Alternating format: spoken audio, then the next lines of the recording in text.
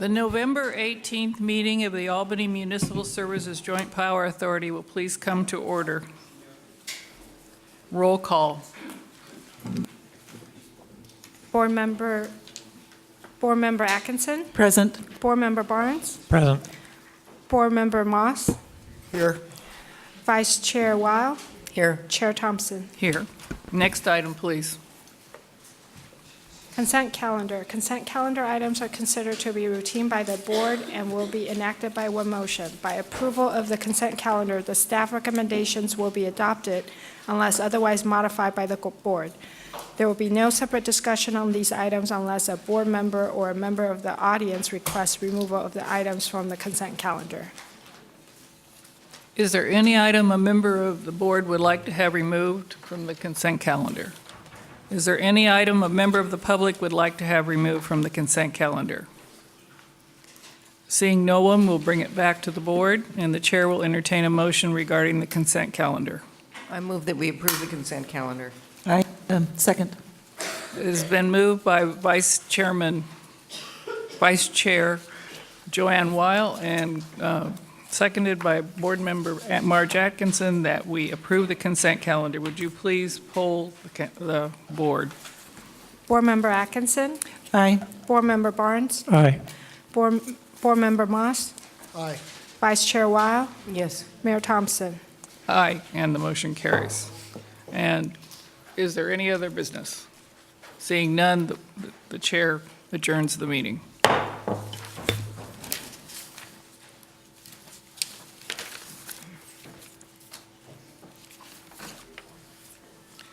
The November 18th meeting of the Albany City Council will please come to order.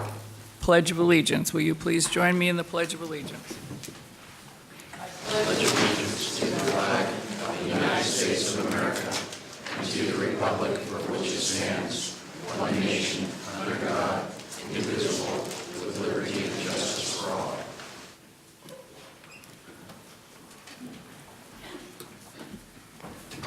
Roll call. Councilmember Atkinson. Here. Councilmember Barnes. Here. Councilmember Moss. Here. Vice Mayor Weil. Here. Mayor Thompson. Here. Next item, please. Report on action taken in closed session, if any. The council met in closed session for the purpose of 1, public employee appointment or employment pursuant to Government Code Section 54957, and the council gave direction to the mayor.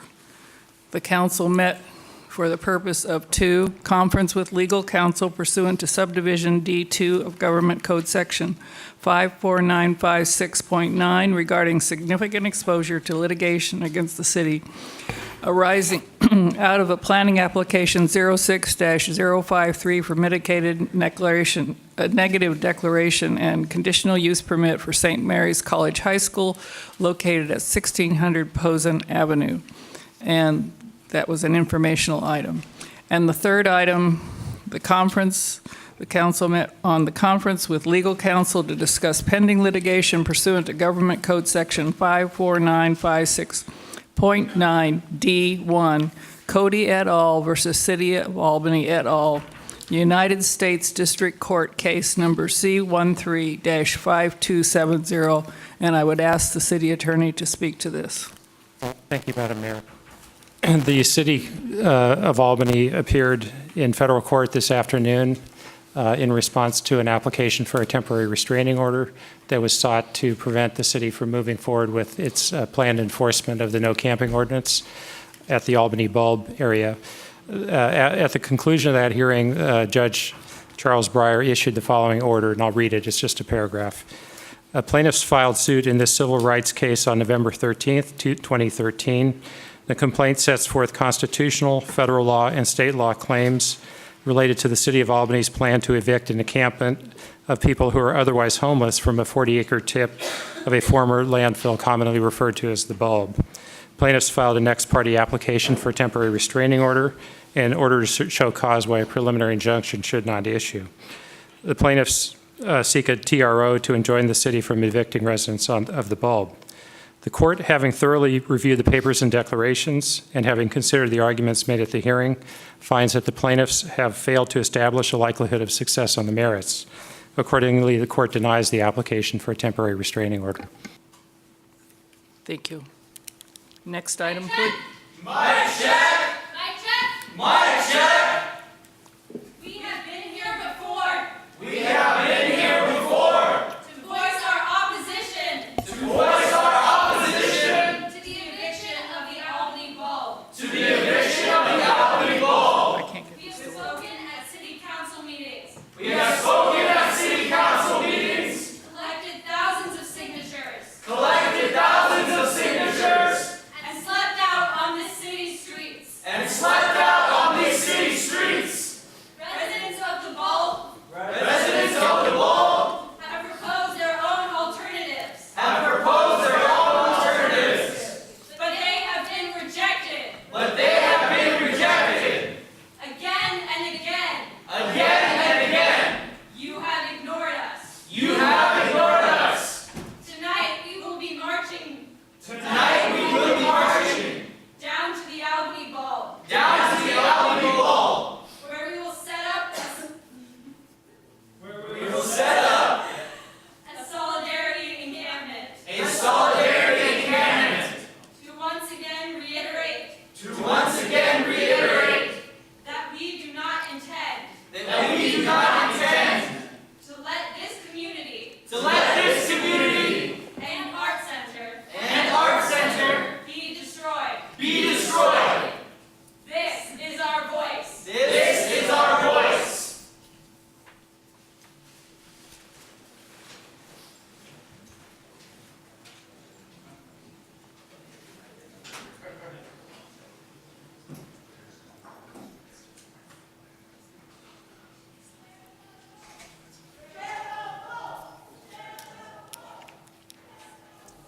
Next item, please. Consent calendar. Consent calendar items are considered to be routine by the city council and will be enacted by one motion. By approval of the consent calendar, the staff recommendations will be adopted unless otherwise modified by the city council. There will be no separate discussion on these items unless a city council member or a member of the audience requests removal of the items from the consent calendar. Is there any item a member of the council would like to have removed from the consent calendar? Is there any item a member of the public would like to have removed from the consent calendar? Seeing no one, we'll bring it back to council, and the chair will entertain a motion regarding the consent calendar. I move approval of the consent calendar. I second. It's been moved by Vice Mayor Wiles, seconded by Councilmember Atkinson, that we approve the consent calendar. Would you please poll the council? Councilmember Atkinson? Aye. Councilmember Barnes? Aye. Councilmember Moss? Aye. Vice Mayor Weil? Yes. Mayor Thompson? Aye, and the motion carries. Next item, please. Good of the city, public forum announcements. For person desiring to address the city council on an item that is not on the agenda, please note that city policy limits each speaker to 3 minutes. The Brown Act limits the council's ability to take and/or discuss items that are not on the agenda. Therefore, such items are normally referred to staff for comment or to a future agenda. So to reiterate, you're welcome to approach the podium. We ask that you speak for 2 minutes. Zachary Paul. Mallett? Oh, you have, okay.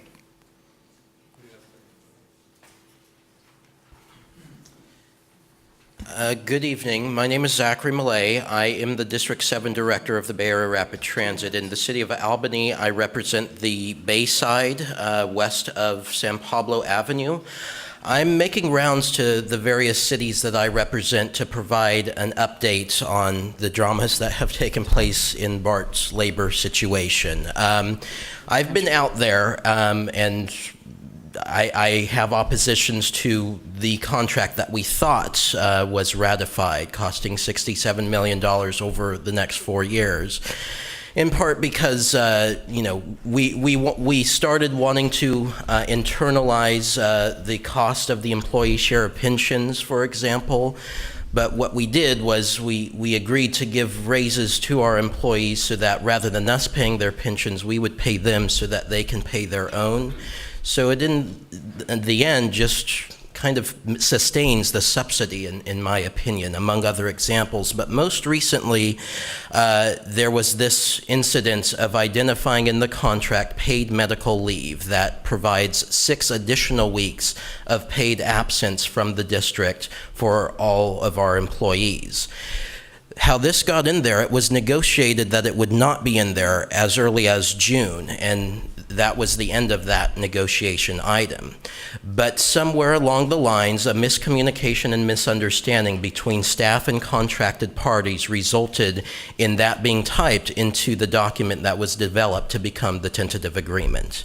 Unfortunately, only on November 4th, after the 2 largest unions ratified the contract, did we end up identifying this error in the contract. We are working to have it removed and hope that our unions will work with us, acknowledge it as a mistake, and let it be removed so that we can move on. We've so far have not seen such interest from the part of the unions, and we have given direction to the general manager to re-engage in negotiations if that is the case. But I wanted to come out and be transparent about what has happened. The board has agreed that we will further investigate this. The chief negotiator is no longer with the district. If any other disciplinary action is needed, then we will pursue that accordingly. But Thank I you. wanted to come out and present that. Thanks. Thank you. Yes. And Kim Denton will be next. Good evening. My name is Paul O'Curry, and I'm an original member of the Homeless Task Force. And I have a couple of questions. I understand the decisions that the city has made with regards to the bulb, but there's a couple of things that bother me. One is you have decided to spend $30,000 to provide showers for the people who will be living in the shelter out there. But about a year ago, I brought up the issue that, downstairs from the library, as part of the community center, that there were 2 showers. And when I brought that up here to the city council, I went down and looked a week later, and they had capped them all off. In other words, they were telling me, we don't want to hear your questions. And it really bothers me that we're still ignoring the fact that the homeless people in Albany are not just the people at the Bldg, but there are people all over town, and there are people who could quite well have used the facility downstairs at the community center if the city had decided that they wanted to make that available.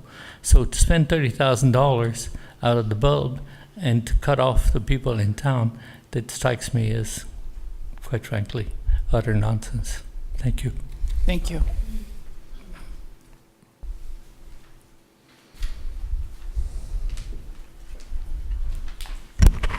Hello, Kim Denton, Albany resident. You have cancer are some of the most frightening words a person can hear.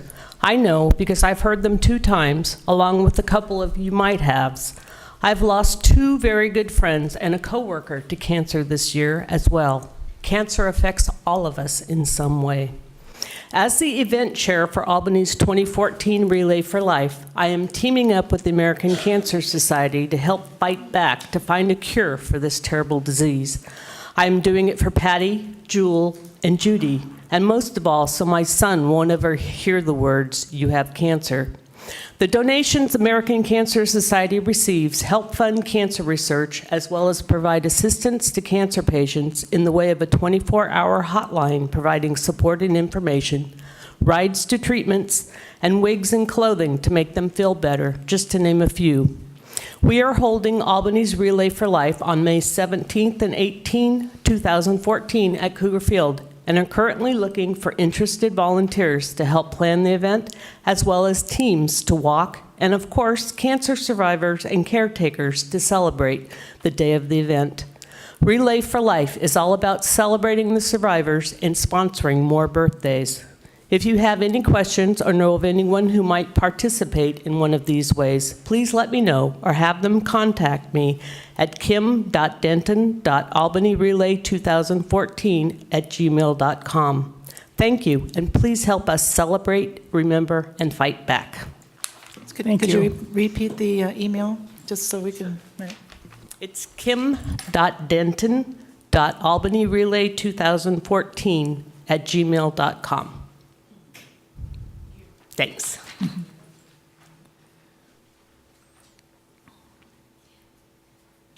Good evening, Signe Matson, Albany resident.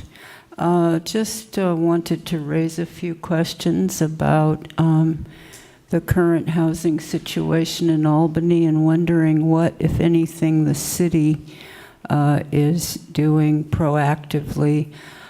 Curious, for example, the number of pending foreclosures on home buyers or imminent evictions on apartment dwellers. And, you know, we're talking about a given number of people that are supposedly resident at the Bldg now, but what about all the people that are on the verge of becoming homeless in this town? And I'm just wondering, are we going to use, as someone described, the leaf blower approach just to blow them away, to go somewhere else? Or are we as a community going to really address the situation of housing security for our citizens? Thank you. Thank you. Is there anyone else who would like to address the council on a matter not on the agenda?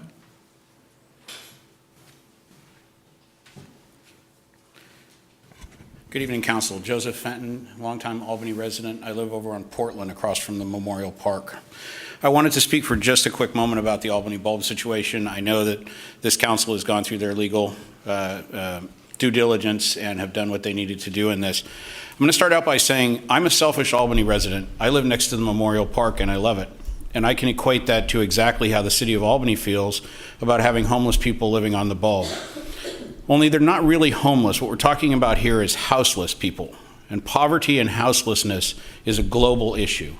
These people may get swept out of town for 6 months or a year, but they'll be back. I've lived here for over 20 years. I've seen this happen at least 3 times during the 20 years that I've lived here. As an ex-military person, I can tell you, you can't secure the bulb against people getting in there and deciding to camp. So it's only a matter of time. And I would only ask that this council take seriously some of the proposals to provide some long-term solutions. Because as this council looks out for Albany, I look out for my own house. And I look across the street at the Memorial Park, and I think this is where these people are going to end up. Which is fine, because I'm quite happy with the protection that I get from Albany Police. They're there all the time and everything else, but I'd rather not see those confrontations when I'm trying to watch True Blood. So that's just my comment as a long-term Albany resident. Thank you. Thank you very much. Is there anyone else who would like to speak? Seeing no one, we'll move on. Next item, please. Appeal of planning application 06-53 St. Mary's College High School, mitigated negative declaration and conditional use permit. Staff recommendation that the council approve resolution number 2013-65 and resolution number 2013-66, upholding the Planning and Zoning Commission's decision approving a mitigated negative declaration and a conditional use permit for St. Mary's College High School, and adopt findings affirming with any modifications the approval of application 06-53. Staff, please. Yes, good evening.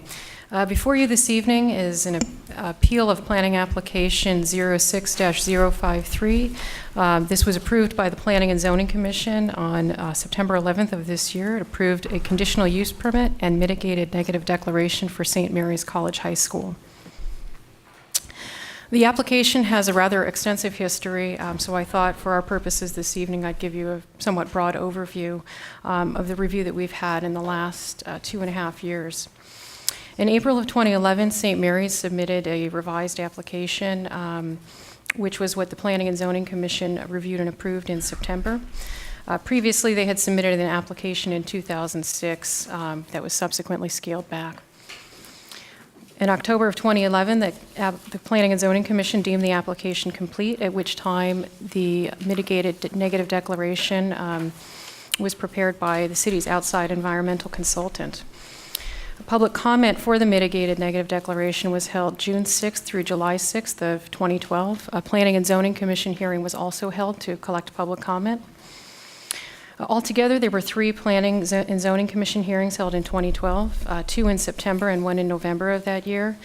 And in the last 2 instances, the matter was continued to a date uncertain so that mediation between the school, the neighbors, and city staff could be held. In total, there were 6 mediation sessions, which commenced in November of 2012 and wrapped up in May of this year. Upon completion, the Planning and Zoning Commission, they reviewed the application initially in June, continued the matter to a date uncertain, and then ultimately approved it on September 11th of this year. An appeal of that decision was filed on September 25th. In going through the application, I thought I'd give you an overview of what specifically we're talking about. The school is seeking approval as part of a master campus plan to have a new 13,400 square foot single-story music building. They have a classroom space in Cronin Hall, which was built but never used. They'd like the ability to use that room as a classroom, as well as have a new kitchen within the student center. They've also included a proposal for a 14,000 square foot addition to St. Joseph's Hall that would hold administrative offices, and a new 4,400 square foot single-story campus chapel. Now, of those buildings, only one has been approved with design review, and that is the music building. So should this decision be upheld, the only construction that would commence would be the single-story music building. In total, this is a square footage increase of 33,832 square feet. So this is a site plan of the existing campus. All the blue buildings highlight the facilities that are currently on campus. This shows you the buildings that are proposed. So this is the new music building, which received approval through the Planning and Zoning Commission. These would be the new administrative offices, and this is the 4,400 square foot chapel. Now, the kitchen is proposed for the student center and actually would be contained within the existing building. It would require a removal of an interior wall and a removal of an office to accommodate the kitchen. There are 6 components of the appeal, and I'm going to go through each one point by point to give you an overview of what was filed. The first point notes that the project description is inadequate. The Planning and Zoning Commission reviewed the project description at their September 27th and October 11th, 2011 regular hearings. The project description, as it was presented then, contained detail on the proposed chapel uses, as well as uses that occur at the chapel. Those uses are currently held in the gymnasium. The Commission concluded in their review that the application and related description were complete, and at that point we proceeded with the preparation of the mitigated negative declaration. Items 2 and 3, that the initial study failed to study impacts of the chapel and that a baseline was not determined. School in its application describes the chapel and its proposed uses.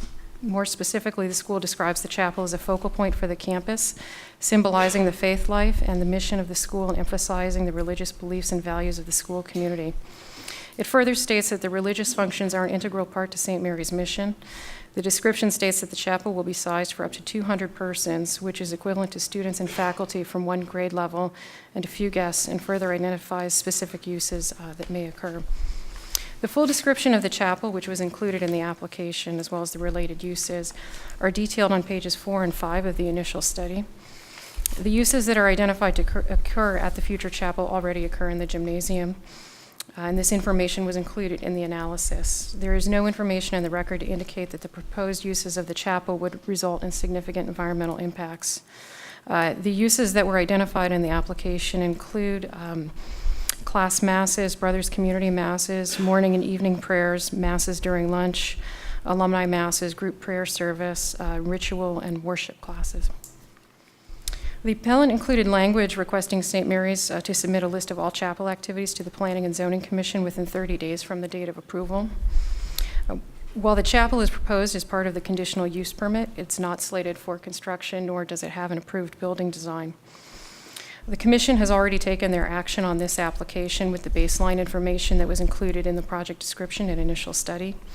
Since the baseline has already been established and acted on, it's not clear how the Commission would utilize this information, as it wouldn't be necessary for any future decision. The third item on the screen, the religious, is a notation of religious favoritism. Throughout the process, the Commission was advised about the Religious Land Use to Institutionalized Persons Act. The city was cautioned by legal counsel that if conditions were imposed of approval related to the chapel, the city would be violating the provisions of those federal regulations. Because of this issue and the related public concerns, St. Mary's voluntarily imposed a condition related to the use of the chapel. In doing so, they have limited themselves to no more than 2 special events annually. Going down the list, the next one is misinterpretation of student enrollment. The school's intent with their application is to continue to operate with the same number of students as they currently enroll.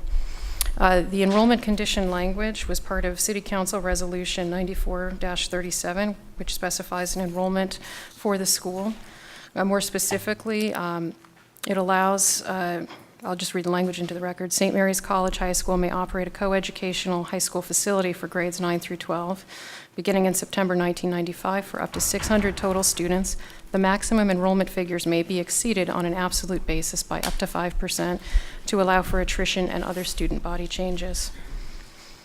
This language has been interpreted for almost 20 years by the city as well as St. Mary's to allow 600 students, which may be exceeded on an absolute basis by up to 5% or 30 students for a maximum enrollment of 630 students.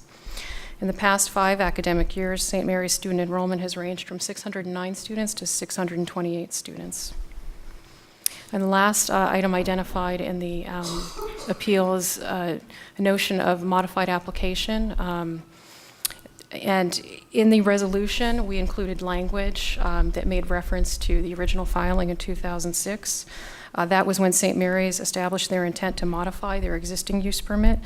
No action was taken on that originally filed request. In fact, the action has been taken on the 2011 request, which is before you this evening. However, the reference to the original filing date is merely a factual statement.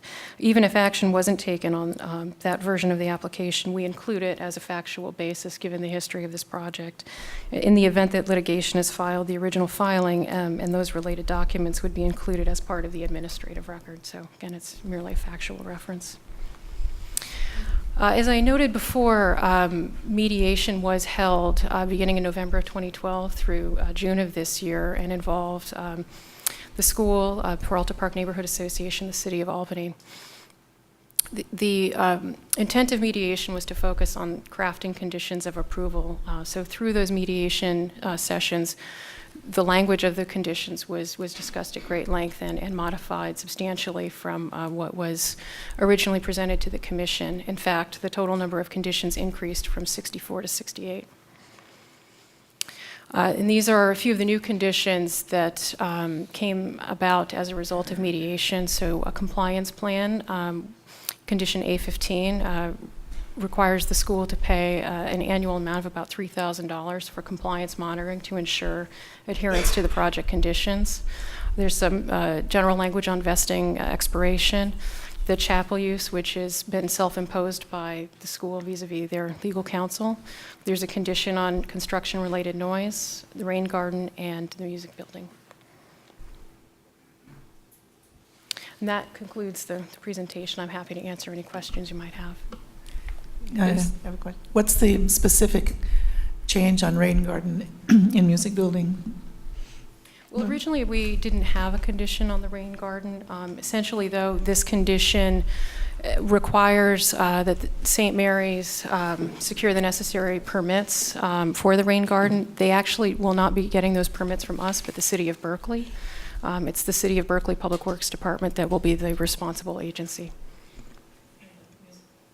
The music building relates to noise compliance. So in the event that there are noise issues related to the function of the music building, it defaults to the city's noise compliance ordinance. Are there other questions? I'm going to open this to the public, but first we're going to hear from the appellant and the applicant. Each of those people will have 5 minutes. Everyone else will have 2 minutes. I ask that if you are just reinforcing what somebody else said, that you do it succinctly. So if the appellant would like to approach the mic.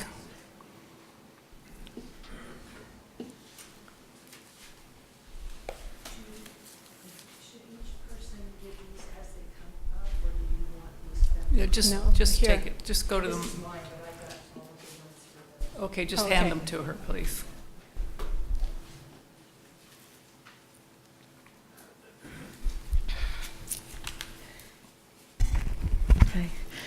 My name is Donna Dietmar. I live on Albany Avenue in Berkeley, where I've been for 36 years, and I'm well acquainted with the history of expansion projects at the school. Because of the difficulties caused by past expansions, this time around the Neighborhood Association has tried to make certain that the facts upon which the permit is based are accurate, the language unambiguous, and the provisions enforceable. It was, in fact, the lack of clarity and inability to enforce conditions that led to the difficult relations that we've had with the school and that has brought us to you tonight. The staff report, which you are asked to rely on, is not reliable. I have 3 examples for you regarding enrollment, which Ann spoke about. The staff report says that the city has been interpreting the enrollment cap language to mean a maximum enrollment of 630 students for 20 years, back when the CUP was actually written. Yet the project description in 1993 stated the, quote, enrollment would increase from approximately 475 students to a maximum of 600 students. Therefore, the initial study was based on an enrollment of 600 students. There was no 5%. There was no 30 extra people. There was no mention of attrition at all, just 600, period. The attrition language was added by the commission after the CEQA analysis. If the commission could not include a finding certifying that the CEQA analysis had been conducted on a basis of enrollment of 630, it would have had to have provided additional notice and recirculation of the document in order to grant an enrollment increase of another 30 students. It did not do that. It was not necessary because the attrition language had been added to make sure the school would be able to actually enroll 600 students, even if they suffered from an attrition of some number, even if some kids dropped off, even if some kids did not accept admission. It was intended to let them enroll at 600 students. On top of that, even to this day, there is no evidence that the school has ever applied for an enrollment increase to 630. It has simply requested a restatement of the cap to that level, which would violate CEQA. The statement from staff is obviously erroneous. Staff contends that 630 was used as the baseline for the analysis in the new application. I'm talking about the 2011 application. As I have just pointed out, that's incorrect. The language in 1993 did not include an allowance for attrition, and it was based on a maximum enrollment of 600. All subsequent initial studies have been based on the statement that there will be no increase in enrollment. This application, and thus its supporting initial study, specifically notes that no increase in enrollment is sought. Even Ms. Kahn, in her letter to the council, acknowledges that the 30-person allowance is not a permanent allowable maximum. She refers to, quote, the current language's reference to temporary increases in enrollment, etc. Temporary increases in enrollment. This controversy provides a perfect example of why it is inappropriate to allow the applicant to determine the meaning of this condition. As would be expected, St. Mary's has taken advantage of the lack of clarity by trying to grant itself an improper enrollment increase. In her rebuttal to the appeal, Ms. Kahn states that she thinks that the city would be unjustified in clarifying the enrollment condition and that relying on CEQA to do so is incorrect. And yet, oddly, the school is using CEQA to justify the increased enrollment cap, knowing all the while that the data the city's consultant relied on came from the school itself. In addition, she is certainly aware that the city does not have to rely on CEQA to be justified in clarifying the enrollment cap. It can do so simply on the basis of the fact that the school has been violating this particular condition for years. Also, regarding the chapel, the staff report contends that the baseline information is included in the project description and initial study. This is inaccurate. What is included in those documents is a list of types of uses. There is no information on frequency, time of day, or intensity of use. There is nothing in the self-imposed condition that would preclude an expansion of the scope of types of uses. In fact, in Ms. Kahn's November 4th letter, she states, quote, "The size of these gatherings would be constrained by the size of the structure, which will be designed to hold a maximum of 200 persons." In other words, an event that hosted perhaps 50 people in the past would now be able, am I really at 5 minutes, or was that? No, that was fine. You have Oh, 5. God. I'm sorry. Do I have to stop? I'm You almost need done. to- you this need to par- close it Okay. In other words, an event that had hosted perhaps 50 people in the past would now be able to host 200, but wouldn't know that this is an expansion of use because there's no baseline information. Okay, Okay? thank you. Thank you. And now the applicant.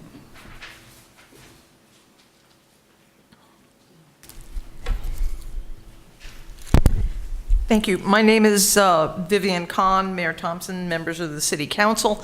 I'm a planning consultant with Kahn Mortimer Associates in Oakland. Brother Edmund LaRouche, president of the school, and our project architect Hal Brandis are also here to answer questions, but will not be speaking. Following my remarks, you'll also hear from Michael Delahunt, who's our attorney. St. Mary's is an accredited coeducational college prep high school conducted by the Brothers of the Christian Schools, has been located at Peralta Park since 1927. The mission of this religious order, known as also as the De La Salle Brothers or Christian Brothers, is to provide a human and Christian education, especially to young people from poor and working class families. To ensure its ability to continue this mission into the future, the school is requesting approval of a conditional use permit to allow a variety of improvements on the 12.5-acre site. Staff reviewed those. This is actually a net addition of 31,390 square feet, which is about a 27% increase in floor area. I repeat, as we've said before, and as stated in the staff's report and in the response by the consultant to the comments on the initial study, we are not seeking approval for an increase in enrollment because the enrollment that was approved by the council and evaluated in the current environmental document, not an environmental document in 1993, which I would assert is irrelevant to your current deliberations, is 630.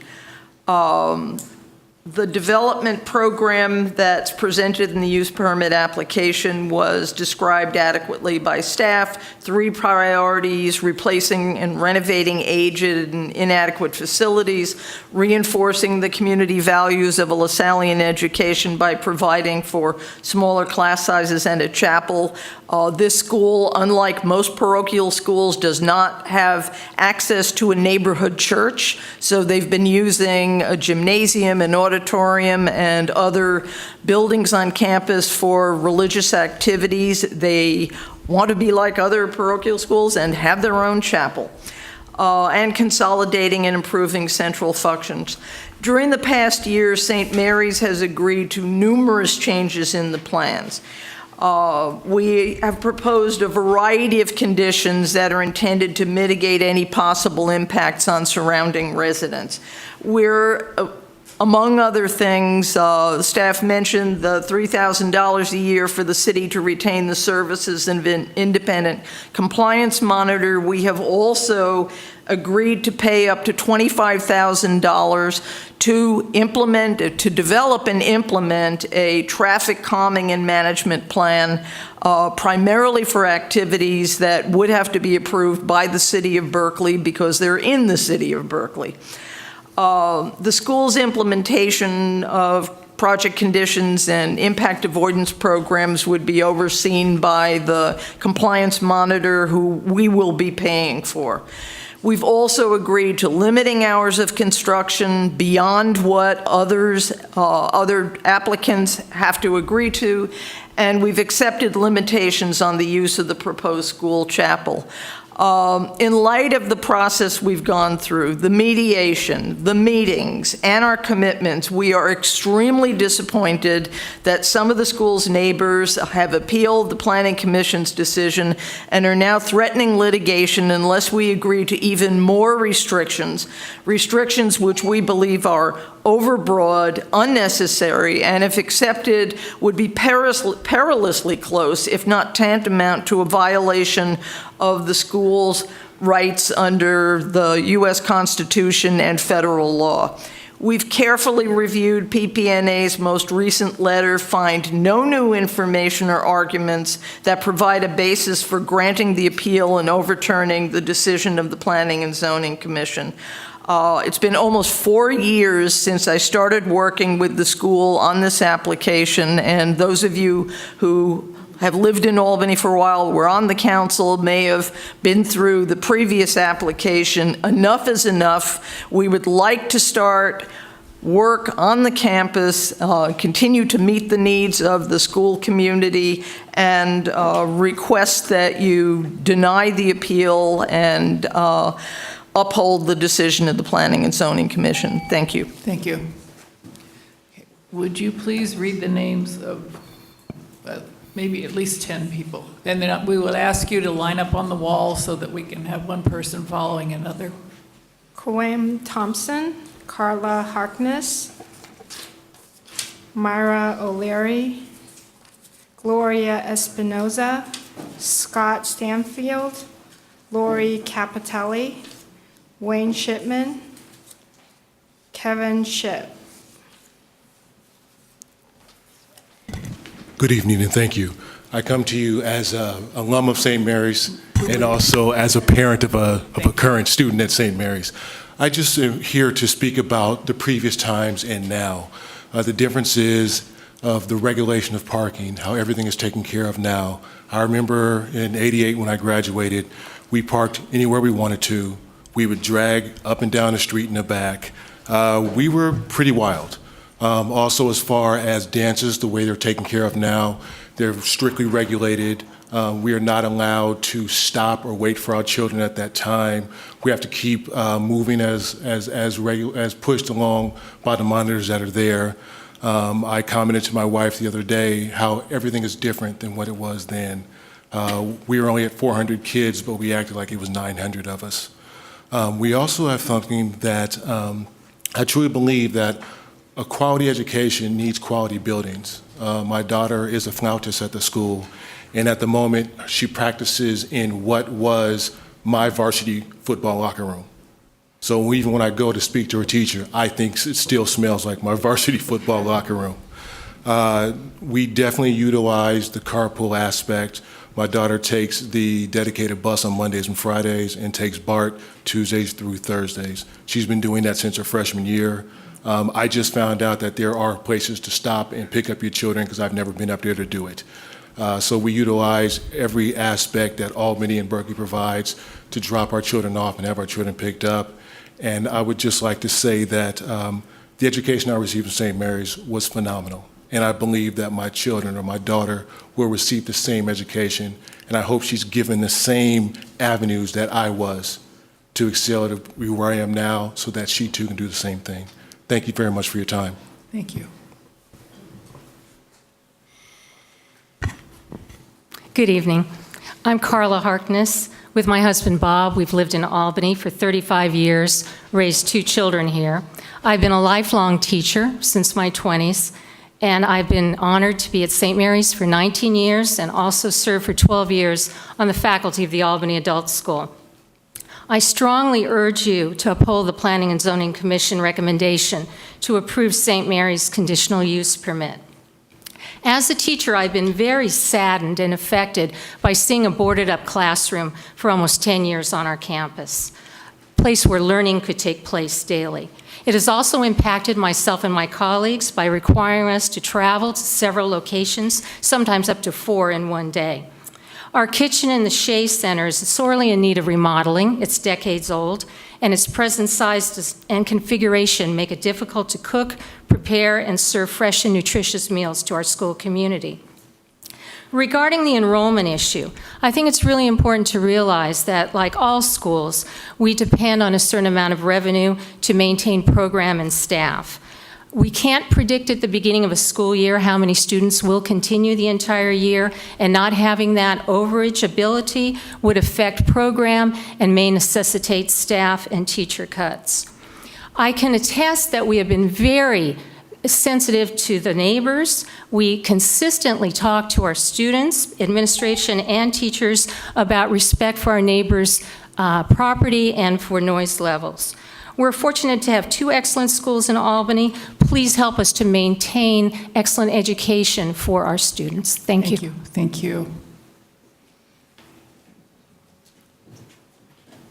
Good evening. My name is Myra O'Leary. I'm a resident of Albany. I vote in Albany, and additionally, I am a teacher at St. Mary's College High School. The appeals, I just want to speak briefly about the enrollment, the maximum enrollment at 630. Lowering the enrollment below 630 would put considerable financial hardship on the school. The school, the teachers, and the administrations go to considerable lengths to have the students and the community respect the neighbors in the neighborhood. The reduction in enrollment could affect the livelihoods of people like myself who work at this school. As a resident, a concerned citizen, as a teacher, I urge you to deny the appeal. Thank you. Thank you.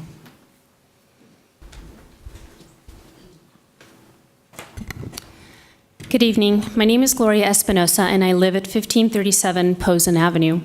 We have lived on Posen for the past 12 years. One of the contributing factors in our decision to buy our home was the fact it is directly across the street from the St. Mary's School field. Every year during the summer months, when the stillness of the school and the quiet of the neighborhood are in full effect, I anxiously await the sound of the whistle and the faint chatter from the field, which are sure indicators it is the beginning of football training season and soon the start of a new school year. The vibrancy and the life that come with it all are well worth the wait. My children were 5 and 2 years old when we moved into our home. While it seemed like a lifetime before they would be of high school age, my husband and I knew St. Mary's is where we would want them to go. Over the years, our interactions with St. Mary's students in the neighborhood reinforced that thought. The students are courteous, well-behaved, and overall represent the school in a manner that should make us all proud of these young people. It is evident they are being taught more than just lessons out of textbooks. They are being given the tools with which to become active, caring, and productive citizens of tomorrow. For over a decade now, I have seen the great effort the school makes to work with its neighbors. The communications via mail, the cleanliness of the school and the surrounding areas, the traffic monitors in the morning, all show willingness on the part of St. Mary's to work with and strengthen the neighbor relationship. I feel the construction plan submitted by the school is very reasonable and allows the quality level of education to continue for future generations. I would like to respectfully ask the Council to deny the appeal filed by the PPNA and consider instead the positive impact the St. Mary's College High School community has had on hundreds of students over the past 150 years. Thank you. Thank you.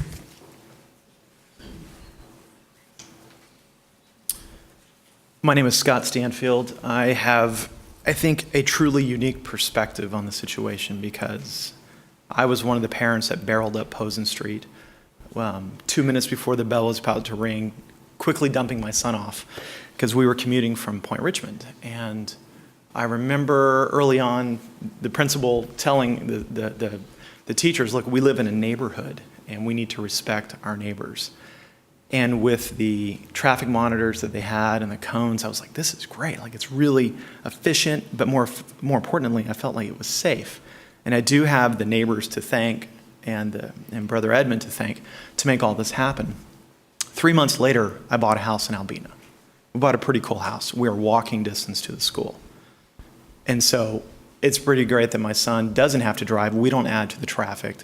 I'm maybe 600 feet away from the school. And now, for some reason, as if I didn't have enough to do, I'm also a volunteer teacher. So I'm a parent, a neighbor, and a teacher.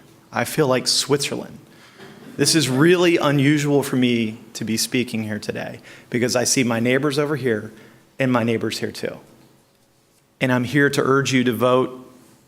I got to get this wording right. I just want this moved past us because as a neighbor who's trying to make this part of a greater vision and a greater feeling for the neighborhood, we're all in this together, whether or not it's the school or our neighbors. I feel like it's time to move on. I looked at the conditional use permit and was shocked how much is in there. But I felt like, this committee and this group is doing its work pushing this forward and making it happen, but there's a lot of detail in there. But I can tell you as a volunteer teacher and a parent, I'm watching for people speed by, and if I see if it's one of our neighbors or even someone who lives there, or a parent that's going to school there, I will say something, but I kind of feel like it's time to move on. Thank you. Thank you.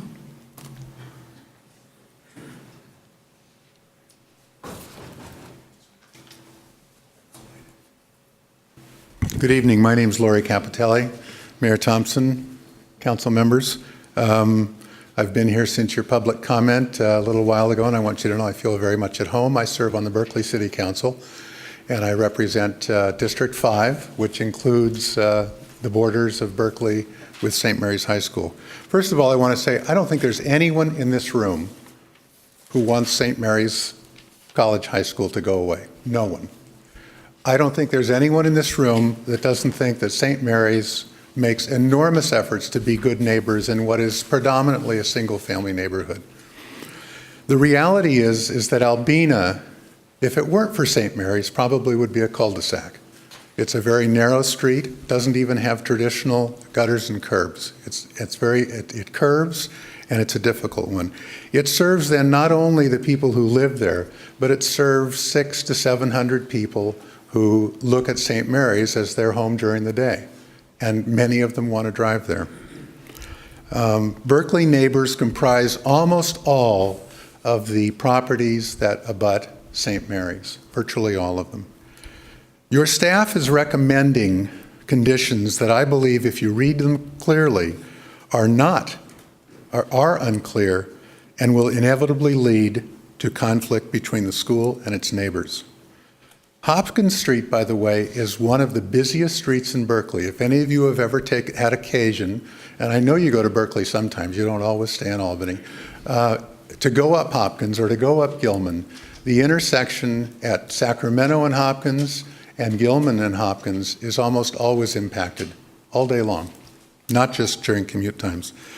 Your city attorney, St. Mary's, and the neighbors all support clear and enforceable conditions on the use of the chapel.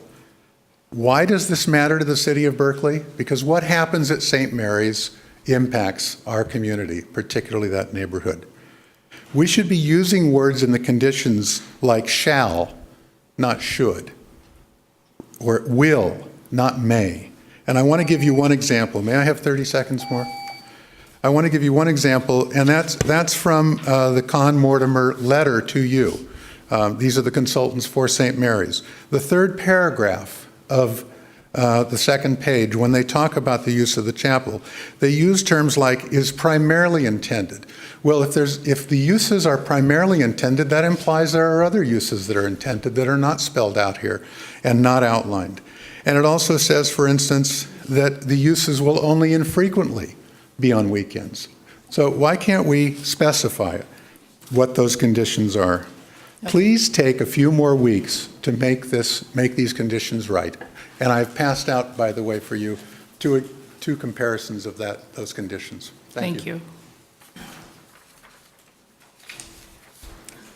Could I have the following people line up also? Chris Hamilton, Amy Tick, Hannah Bankier, Andrew Watry, Long Copan, and Susanna Bell.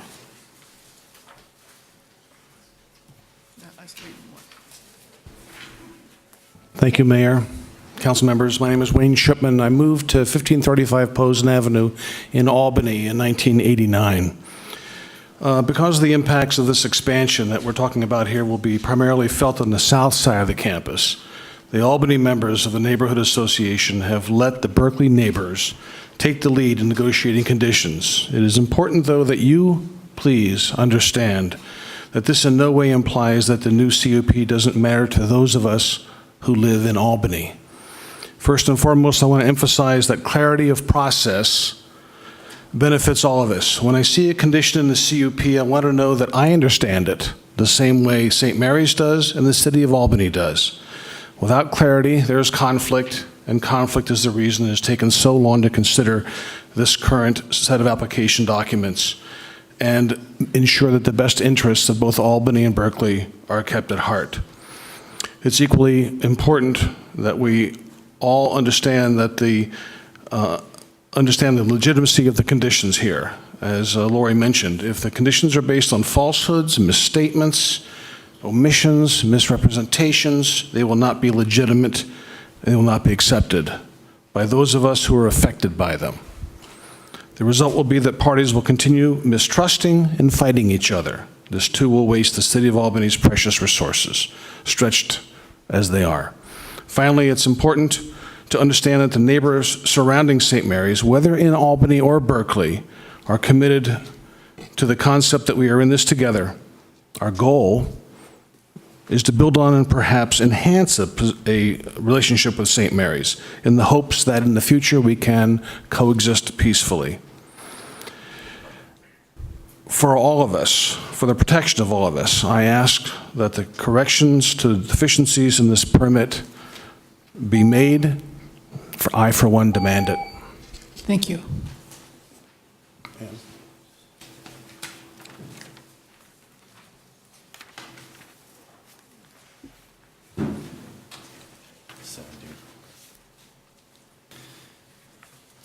Good evening. My name is Kevin Shipp. I'm a lawyer specializing in CEQA issues, among other things, and I live at 1310 Albany Avenue. I'll highlight a few of the more significant defects I saw in the initial study and mitigated negative declaration. First, the analysis omits necessary information regarding baseline conditions at the school. Without information regarding the existing intensity of use, for example, the number of events and the timing of those events and the attendance at those events, it's impossible for the public and decision makers to determine the future impacts of the project. The Commission approved the project despite that omission. Further, the Commission failed to consider the future uses, their intensity, and properly concentrating only on possible types of uses. A useful comparison may be a proposed expansion of the Safeway, which I saw listed on your site, the website of the city. To say there could be no significant impacts because it will have the same type of, let's say, truck deliveries or customers coming to the shopping center would say nothing about the impacts. Instead, public and decision makers would need to know whether the number of truck deliveries would increase, whether the number of customer visits would increase, when those activities would likely occur, and other information having to do with the intensity of the use, not the type of use. Information regarding the intensity of use is what's also needed regarding the St. Mary's project. I also want to address the conditions or mitigation measures that were adopted, particularly for the chapel. These, I don't believe, are legally adequate as are not fully enforceable and legally binding. Given the vague, non-committal language of the voluntary conditions, the city has provided no enforcement mechanism to ensure implementation in direct violation of CEQA. Thank you. Thank you.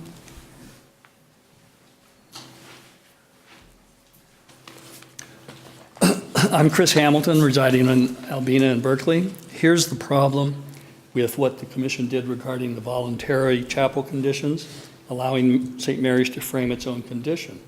Cities are obliged under the First Amendment and federal law to be neutral in land use planning. The Commission wasn't.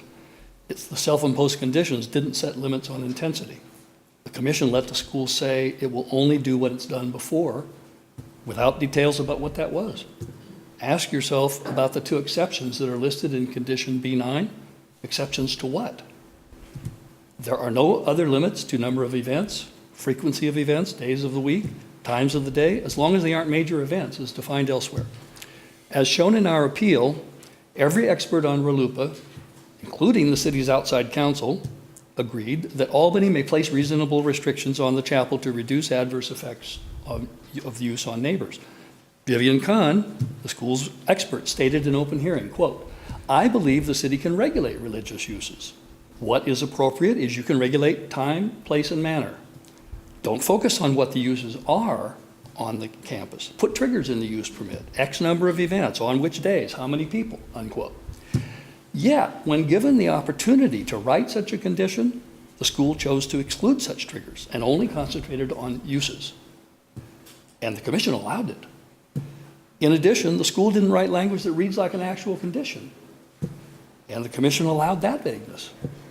In doing so, it abandoned its role in planning and delegated regulation of the chapel to a religious institution. The commission also relied on unsubstantiated assertions that conditioning of the chapel sought by PPNA would constitute an infringement on the right to worship.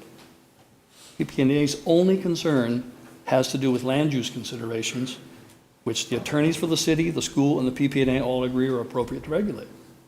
In adopting staff's complete deference on chapel conditions, combined with the non-responsiveness to CEQA issues concerning the building's intensity of use that you've heard, the commission abandoned the wholesome neutrality, that's what the cases say, required by RLUIPA and the First Amendment's Establishment Clause. Thank you.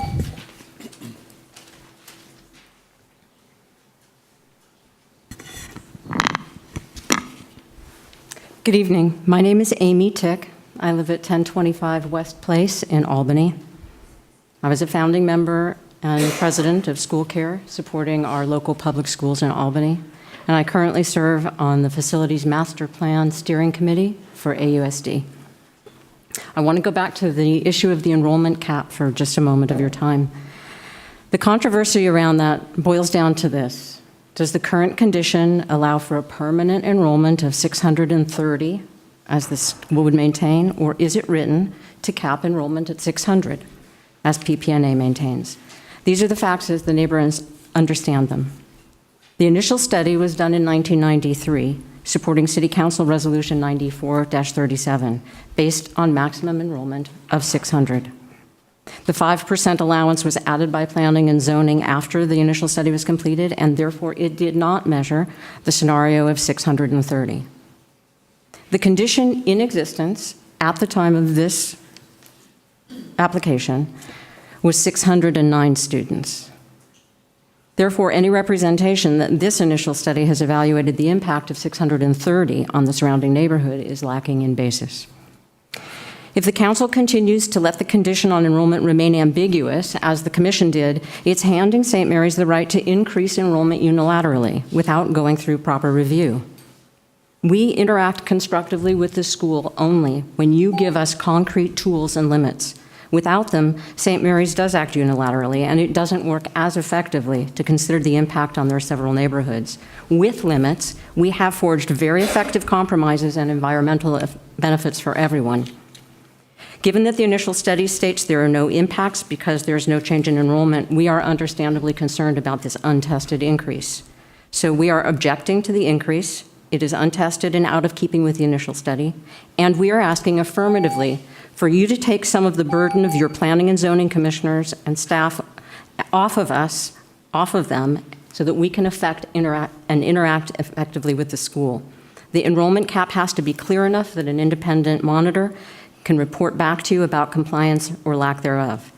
For the integrity of the initial study and for the sake of the independent monitor, the clear line and the best tool is the enrollment cap of 600. Thank you. Thank you. Good evening. My name is Hannah Banker. I live on Albany Avenue in Berkeley. The 2011 application includes this statement. With the submission of this application for a new use permit, St. Mary's withdraws the previous application to modify use permit 9327. Because it's not possible to modify an application that has been withdrawn, It is inaccurate to include a finding in the statement of fact supporting the CUP that the 2011 application is such a modification. Furthermore, the staff report continues to claim that a modified application description was filed in April 2011, reducing the project scope, end quote. That is simply wrong. While St. Mary's certainly was able to utilize much of its 2006 work when it began preparing its 2011 application, the 2011 application was not, as stated before, a modification of the one in 2006. It is both wrong and disingenuous to include reference to the 2006 application in that wrongly gives credence to the contention of both St. Mary's consultants, as shown in the letters to the council, that there is some validity to considering the 2008 initial study when the enrollment was given at 628, as the baseline. Including this reference causes another problem. If the 2011 application is treated as a modification of the 2006 application, the scope of the 2006 document, which signals an intention for further development of the campus, would have been required to be evaluated under CEQA. It is the fact that that application was withdrawn that relieves the initial study of that need. Thank you. Thank you. Good evening. My name is Andrew Watry. I live at 1284 Monterey in Berkeley. I'm a lawyer. For each ground of appeal, PPNA has proposed simple solutions that we can accept even if they don't completely cure all of the defects in the Commission's decision. To remedy the deficiency in baseline data, we ask that the Council add the following condition to Section B, operating conditions, and I will pass these out. Thank you. Pass those for the Council. Chapel baseline. In order to establish a baseline of use for the chapel, within 30 days of adoption of this conditional use permit, St. Mary's shall submit to the Commission a specific list of all activities that have occurred on campus over the last 3 years that will be transferred to the chapel once it is built. To the extent possible, the list shall include date of, time of day of, and approximate number of guests attending each event. After reviewing St. Mary's responses to this condition, we are happy to offer it to amend as follows. To the extent possible, the list will include date of, time of day, and approximate number of guests attending each event, including whether those guests are other than St. Mary's students, faculty, and staff, and that's included in what was handed out. Also, to add the following sentence: any events that take place during the school day which are attended by only students or others currently on campus need not be listed. By establishing such a baseline, the initial study deficiency will be rectified, and the independent monitor will be able to determine if the school is in compliance with the CUP regarding limitations on intensity of use of the chapel. If the school cannot provide such data, it is in no position to claim that it will only do in the future what it is currently doing, and the issue would need to be returned to the consultant for additional CEQA review. The compelling government interest in providing this information is to ensure that the school is complying with California environmental law. Further, under our LUPA, it isn't even necessary to get to that question since there is no substantial burden. After all, the school has already listed the types of events it intends to relocate to the chapel. This condition only requires that it apply the principles of time, manner, and place, as pointed out by Ms. Khan, as being perfectly acceptable. Thank you. Thank you.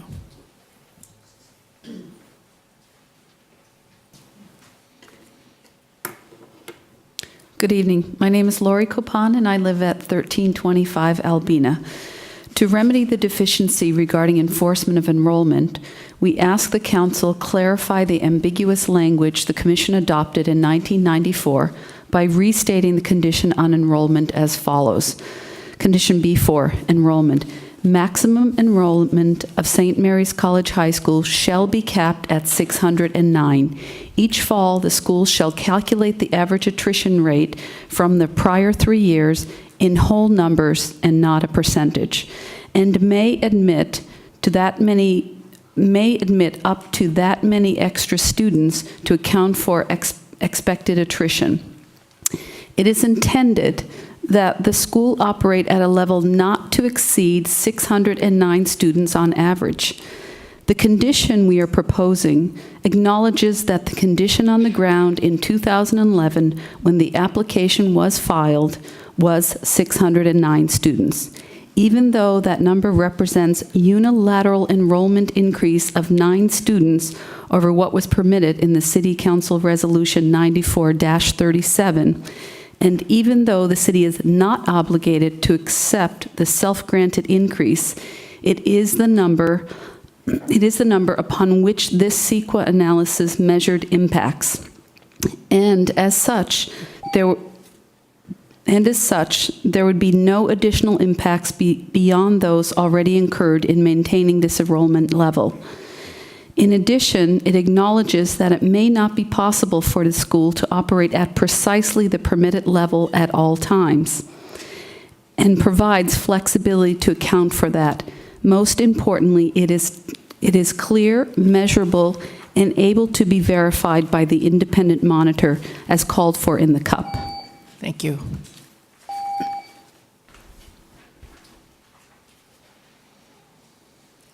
Good evening. My name is Susanna Bell, and I live at 1298 Albina Avenue, just at the entrance to the school.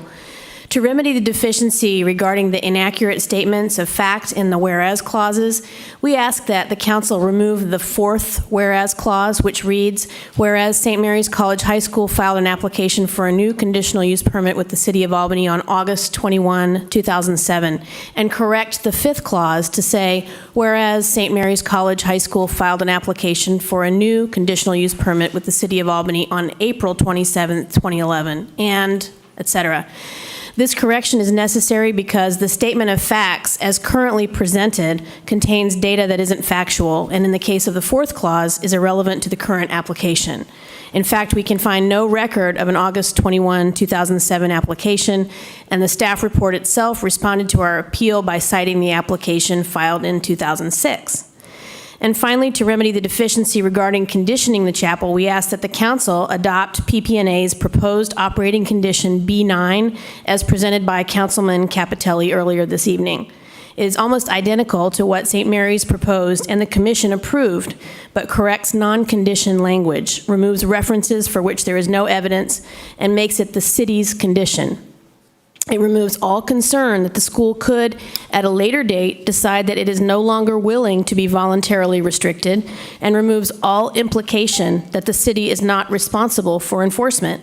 In light of St. Mary's concern that the proposed language is too restrictive, we would be happy to amend the language to add, quote, any specific events included in the baseline data which are attended by guests other than St. Mary's College High School students, faculty, and staff shall be allowed under this condition. Because St. Mary's has agreed that the city has the right to condition the chapel as to time, place, and manner, and because the condition does no more than that, it would be disingenuous for the school to object to the city imposing a condition that the school basically wrote. Thank you.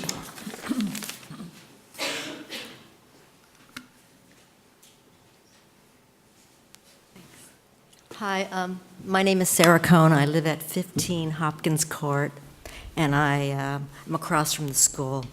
And I wanted to talk about the chapel. The staff recommends or reports that the baseline information that is included in the project description and initial study, but this is inaccurate.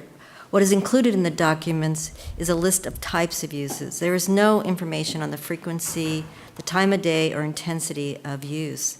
There's nothing in the self-imposed conditioning that would preclude an expansion of the scope of types of uses.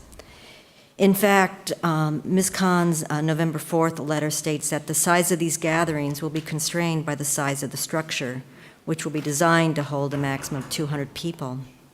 In other words, an event that had hosted perhaps 50 people in the past would now be able to host 200, but we wouldn't know that this expansion of use because there is no baseline information. This is a particular concern because the school has made a point of saying that it is worried that under chapel conditions suggested by the PPNA, parents or other guests might be excluded from events.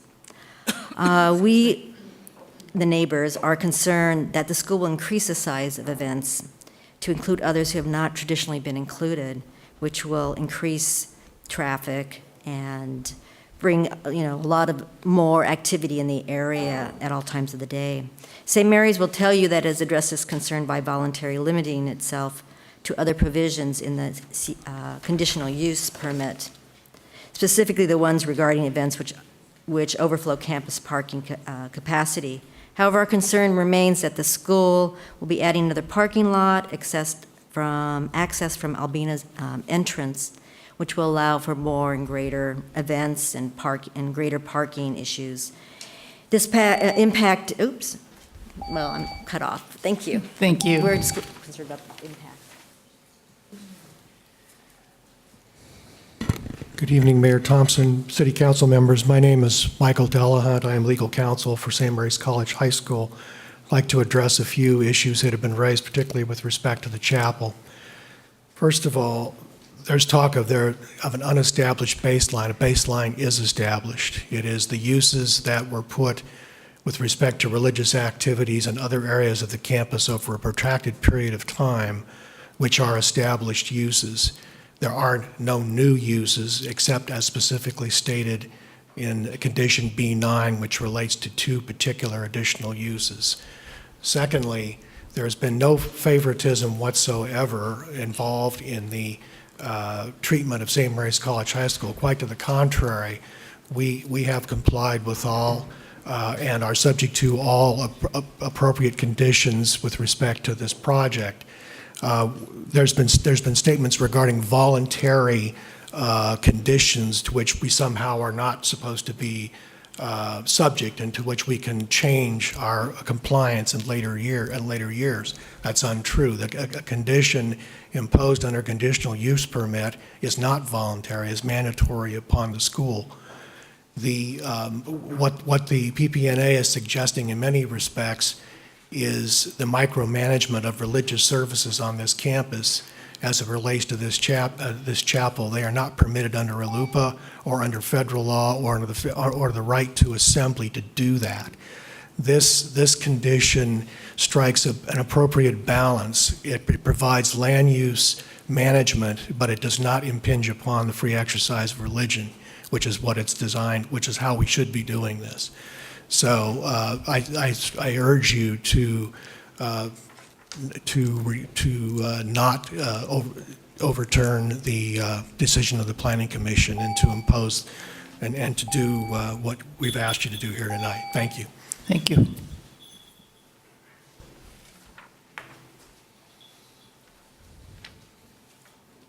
I'm Jennifer Winch. I live at 7 Hopkins Court, right on the other side of the creek from the school. I'm not particularly concerned about the chapel.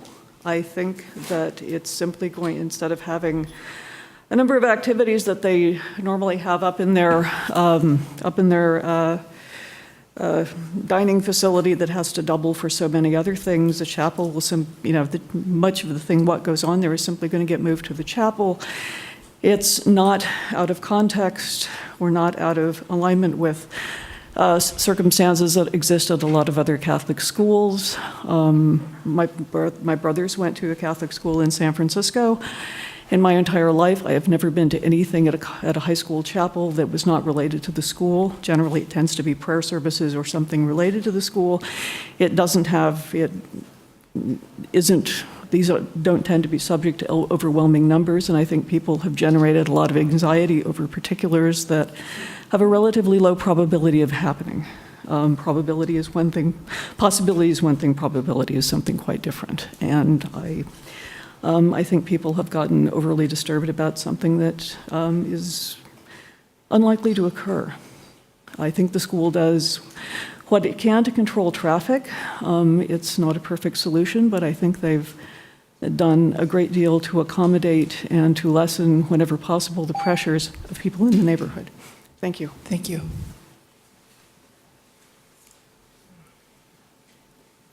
Hello, my name is Megan Harrington. I hope you might allow me to read a statement my father had actually prepared. He lives at 1277 Monterey Avenue. As I arrived to meet him to go to this meeting, he was leaving to follow our neighbor in an ambulance who just had some as yet undetermined medical emergency. So I hope it's okay if I read it on his behalf. Is that Is that allowed? So, okay, thank you very much for your time. I will not read too quickly. He was coming to speak in support of St. Mary's College High School in response to the appeal of the Peralta Park Neighborhood Association of the conditional use permit for construction of additional building space and renovation of current space. From the perspective of my dad, my parents, they have lived across the street from Monterey Gate for the past 30 years. Their 4 children, myself included, graduated from St. Mary's. Their experience as parents of students at St. Mary's is that the faculty and staff of the school go to great lengths to emphasize the importance of respect for the community and the neighborhood. It was also my experience as a student. As the parents, they have seen firsthand how the school communicates their concern for neighbors clearly and often to parents, students, and neighbors. Regarding the administration and staff, they provide good communication to neighbors and are responsive to concerns. They believe that the school does an excellent job of managing the traffic and parking situations and overall does a good job of managing events.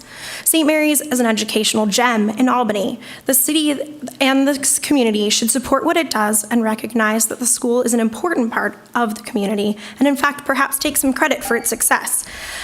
My parents, we support St. Mary's and feel it is a good neighbor and has acted in good faith. We would certainly hate to see any more restrictions on the use of these facilities.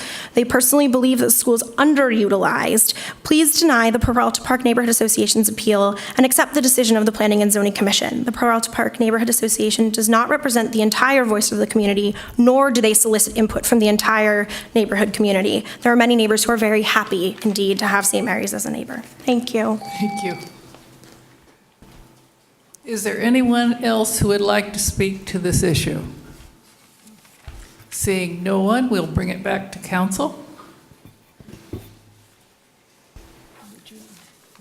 Who wants to start? I am suggesting that we follow the staff recommendation.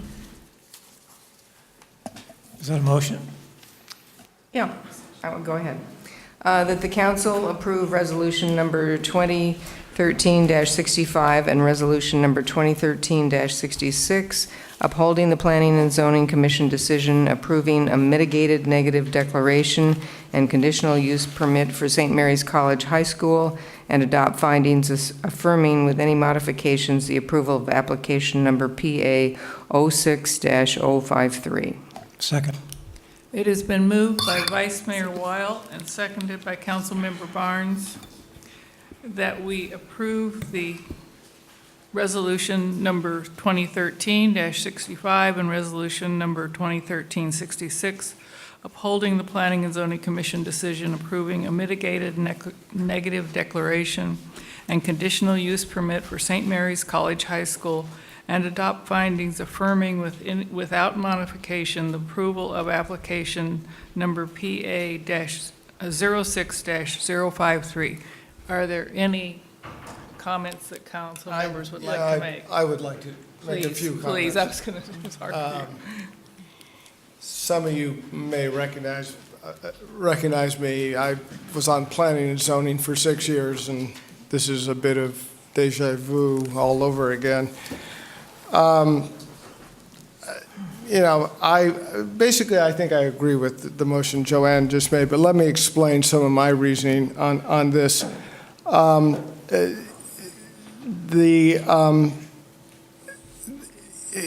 all the stuff that we read through, and from what I can see, there had been some negotiations between the PPNA and the school, and a lot of things were successfully talked about and figured out, and that's a good thing.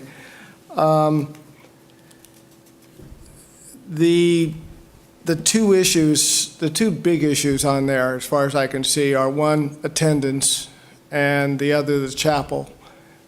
From my perspective, the Planning and Zoning Commission basically took what the council had approved in '94, the 600 plus 5% for attrition, and just said, we're going to go with this. They denied what the school had asked for, which was a raise to 630. It's been the condition for a long time now, and I think if you look at the actual attendance, it has gotten close to 630 before. I think they probably, did, took the middle solution there between what I think the neighborhood association is asking for and what the school was asking for. And that makes sense to me. The chapel uses,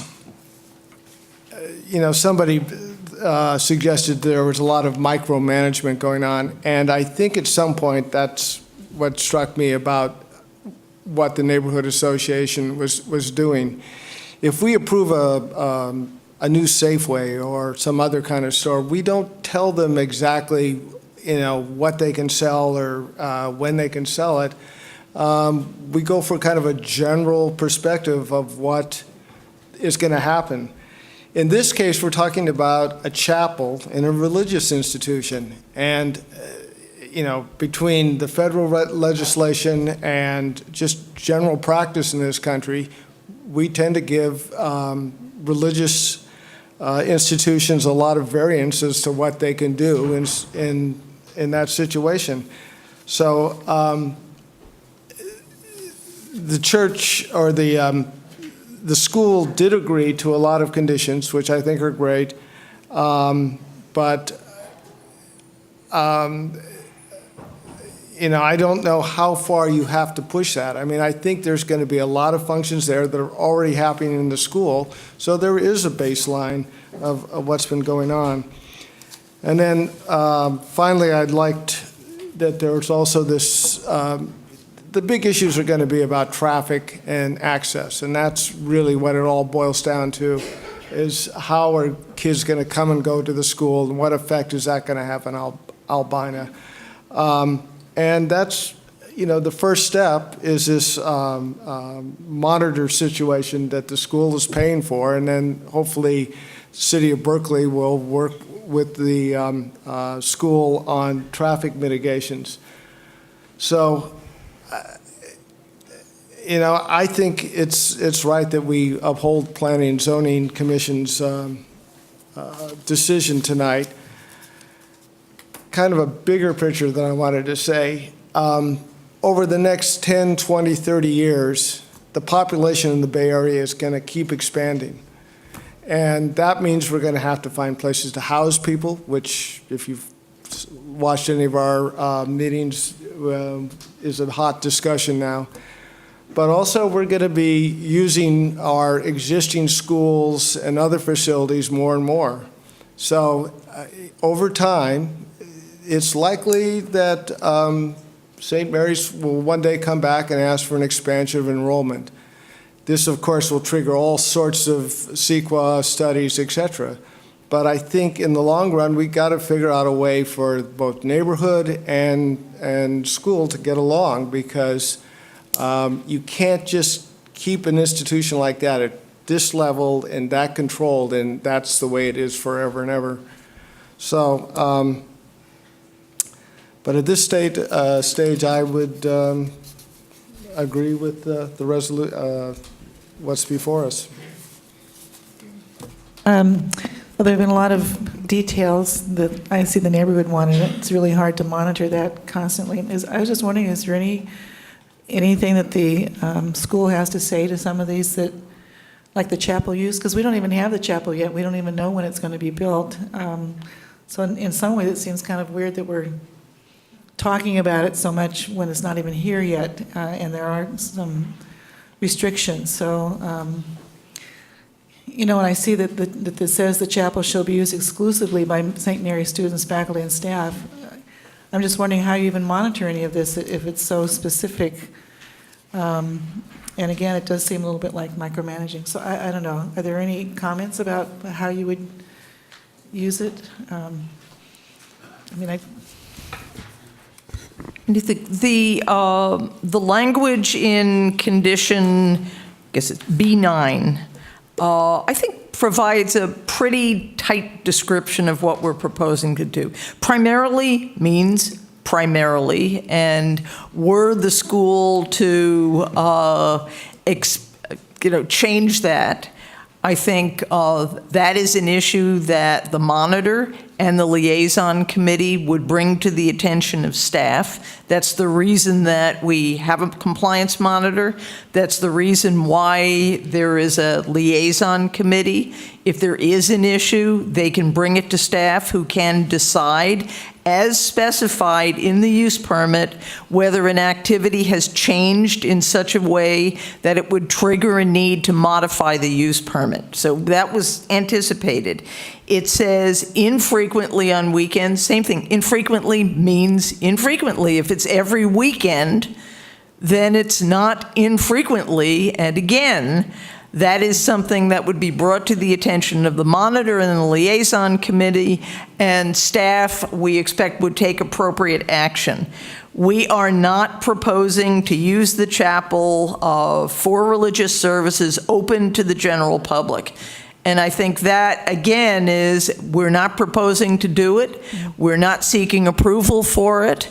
And we acknowledge that were something to happen in the future, there's an earthquake and St. Ambrose can't hold Mass anymore, we would come back to the city, and we expect we would go through another discretionary review process and additional environmental review. We understand that.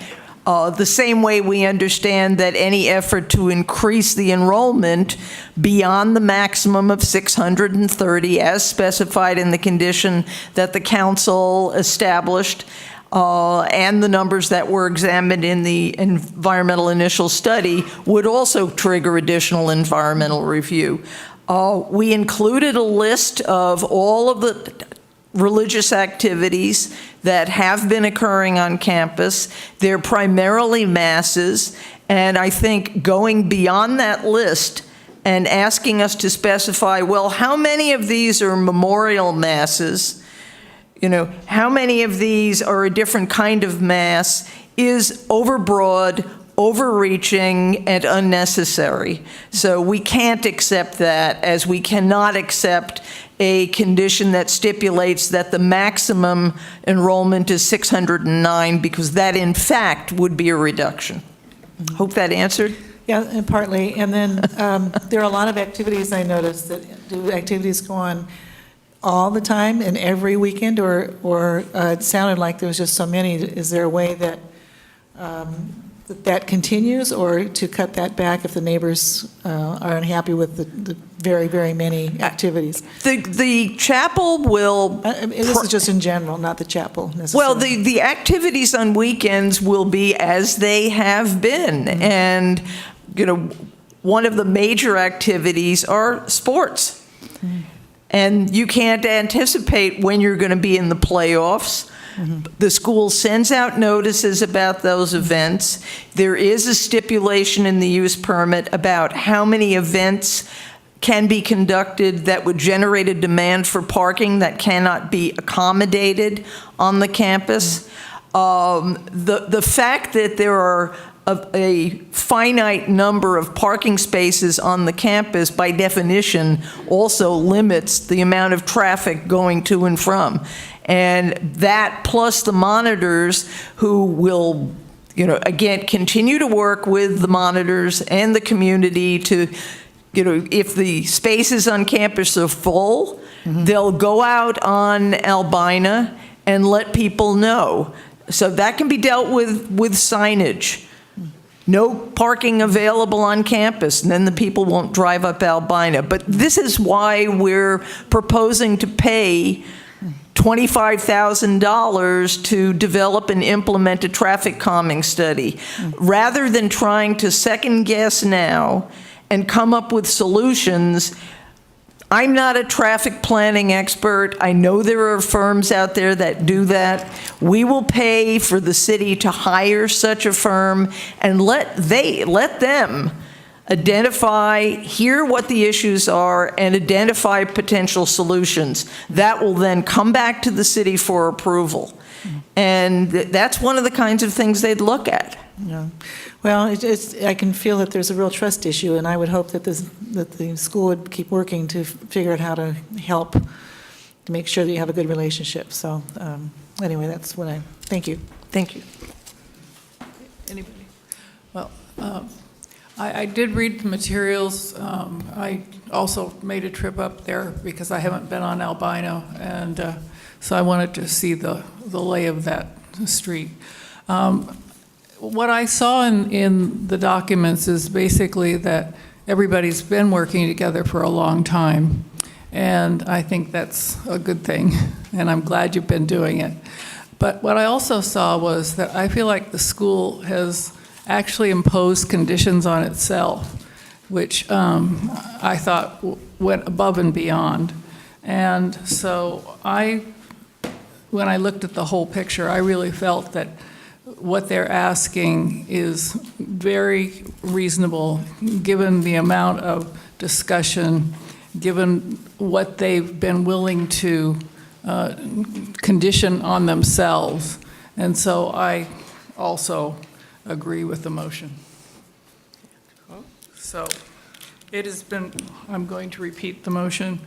It's been moved by Vice Mayor Wiles, seconded by Councilmember Barnes, that the City Council approve Resolution Number 2013-65 and Resolution Number 2013-66, upholding the Planning and Zoning Commission decision approving a mitigated negative declaration and conditional use permit from St. Mary's College High School, and adopt findings affirming without modifications the approval of application PA 06-053. Will you please poll the council? Councilmember Atkinson? Aye. Councilmember Barnes? Aye. Councilmember Moss? Aye. Vice Mayor Weil? Yes. Mayor Thompson? Aye, and the motion carries.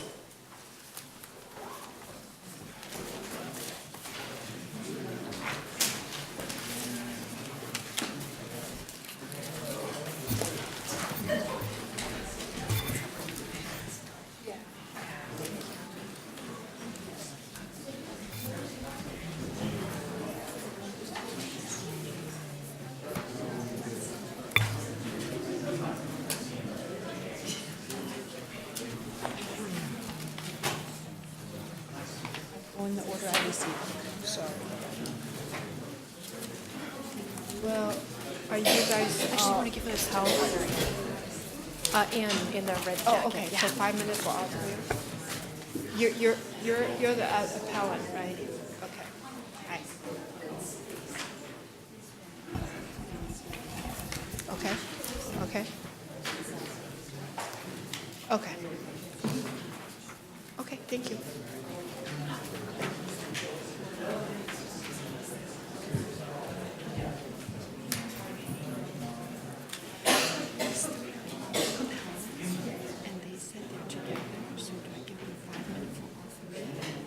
No, one person gets 5 minutes and the other two get 2 minutes. Okay.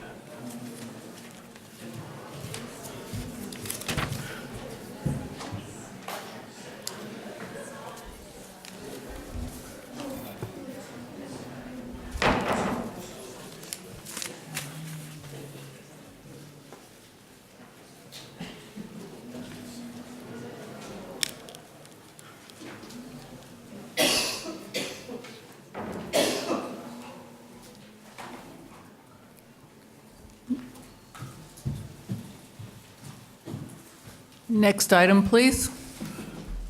Appeal of Planning Application 13-44, 726 Cerrito Street, Design Review and Conditional Use Permit for a new single-family home. Staff recommendation that the council approve Resolution Number 2013-67, upholding the Planning and Zoning Commission decision approving design review and a conditional use permit for a new single-family home at 726 Cerrito Street, and adopt finding affirming with any modifications the approval of Planning Application 13-44 by Linville Pond Architects for Barry Kwan and Noel Diaz. Staff, please. Yes, good evening.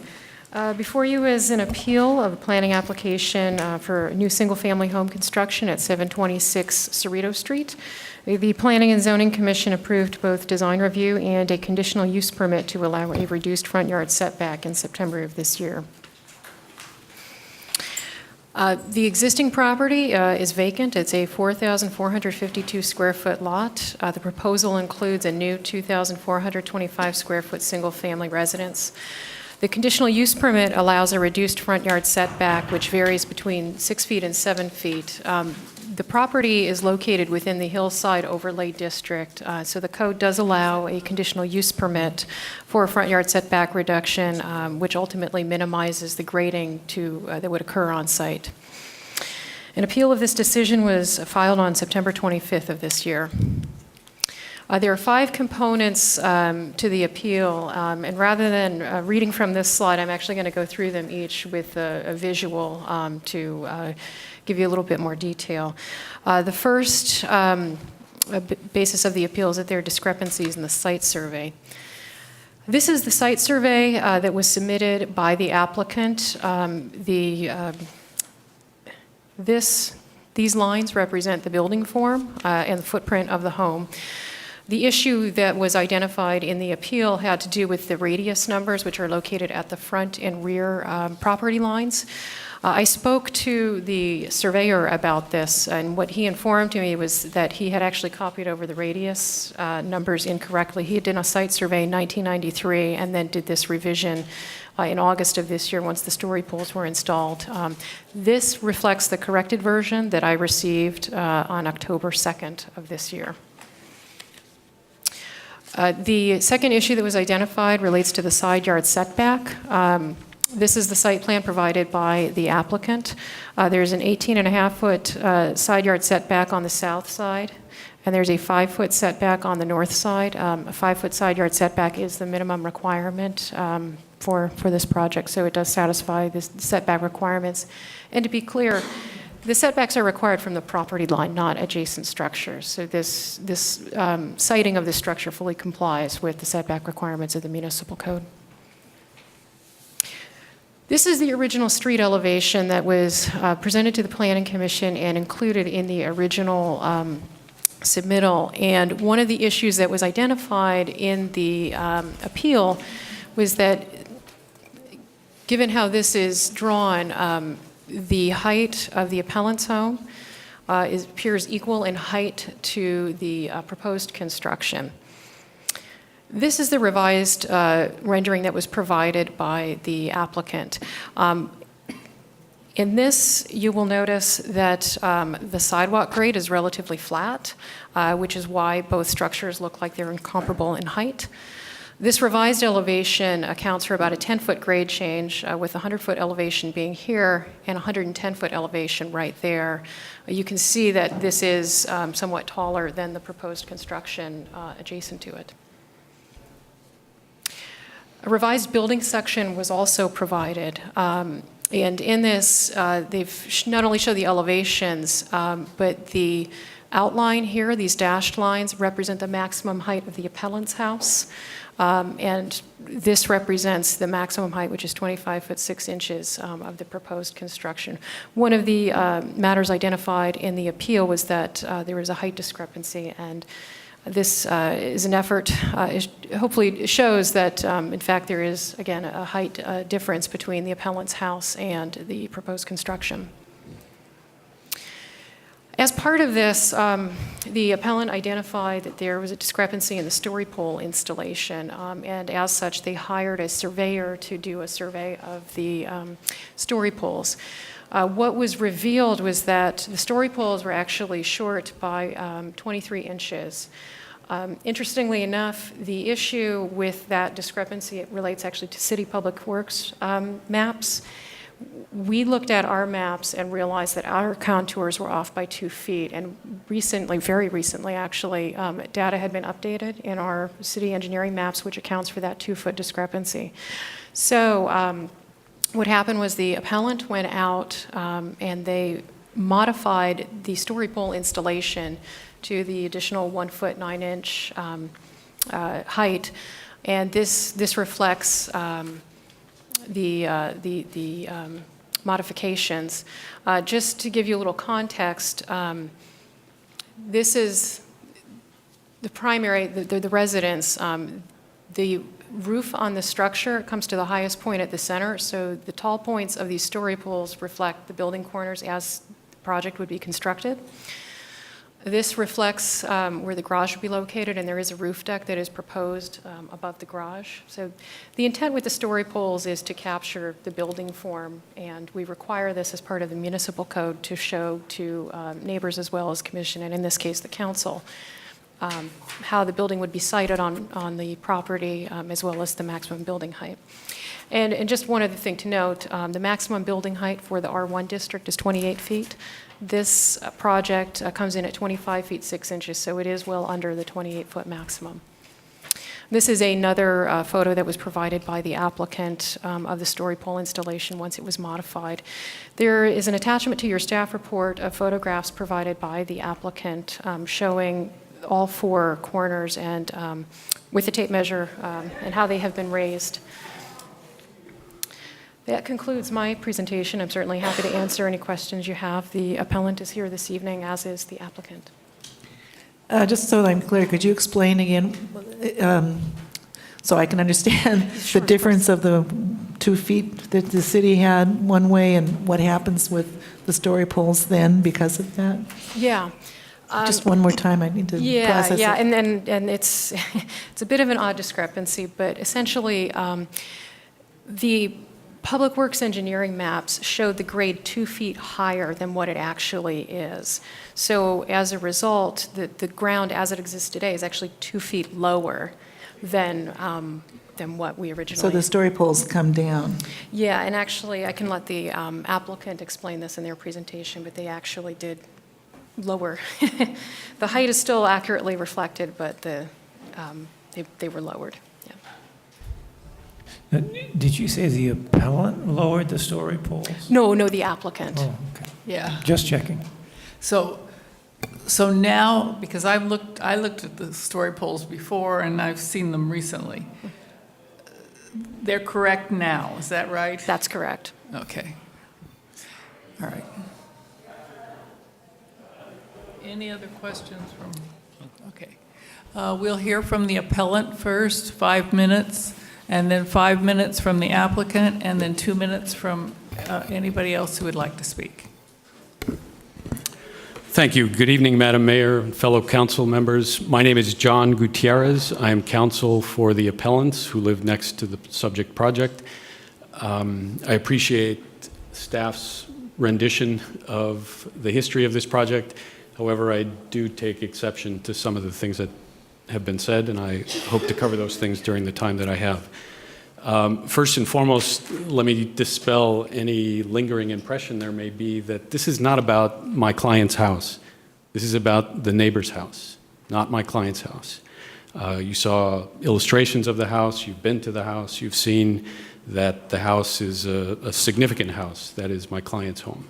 As I understand it, it was built by a former Albany city attorney 20 years ago.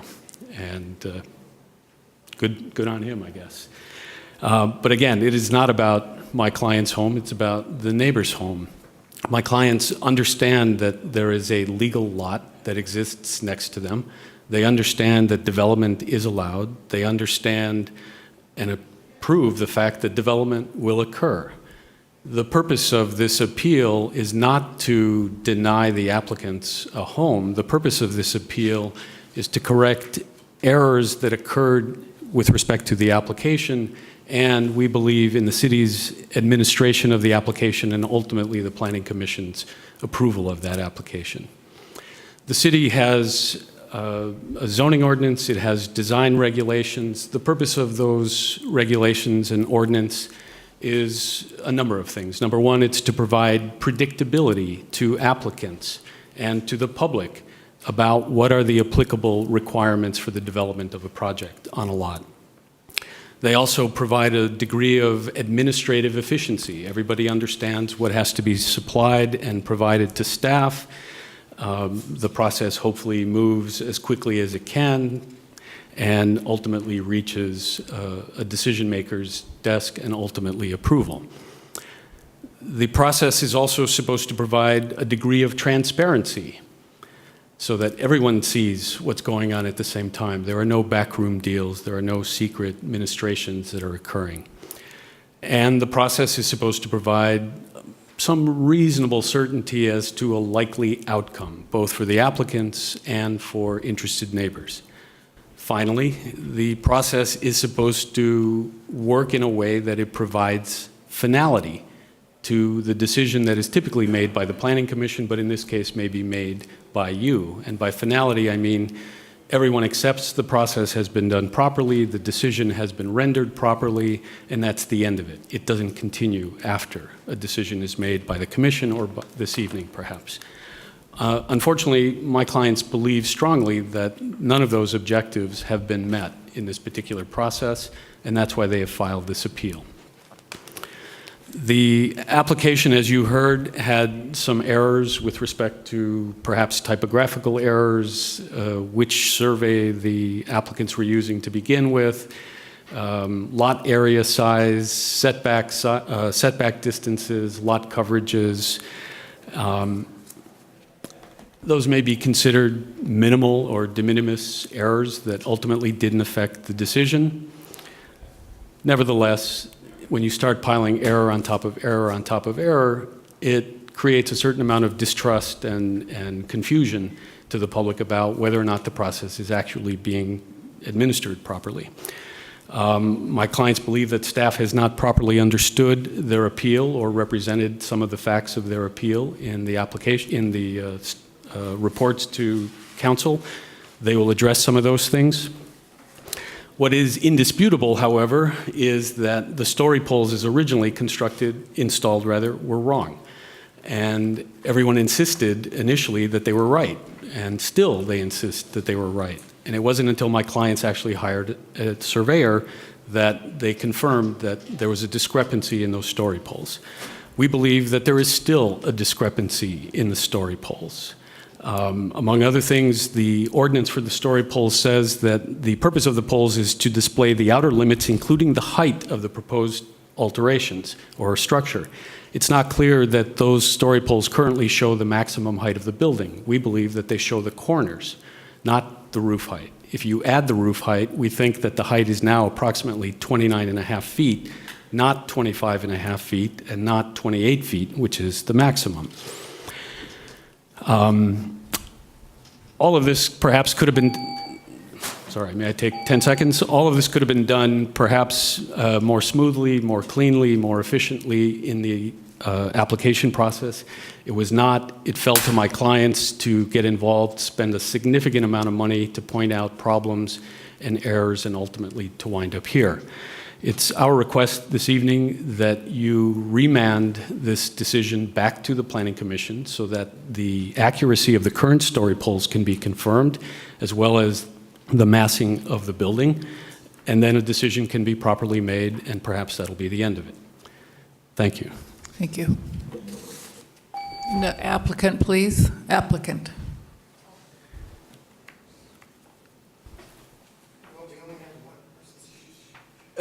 Good evening, council, staff. My name is Christopher Linville. I'm the architect for the project.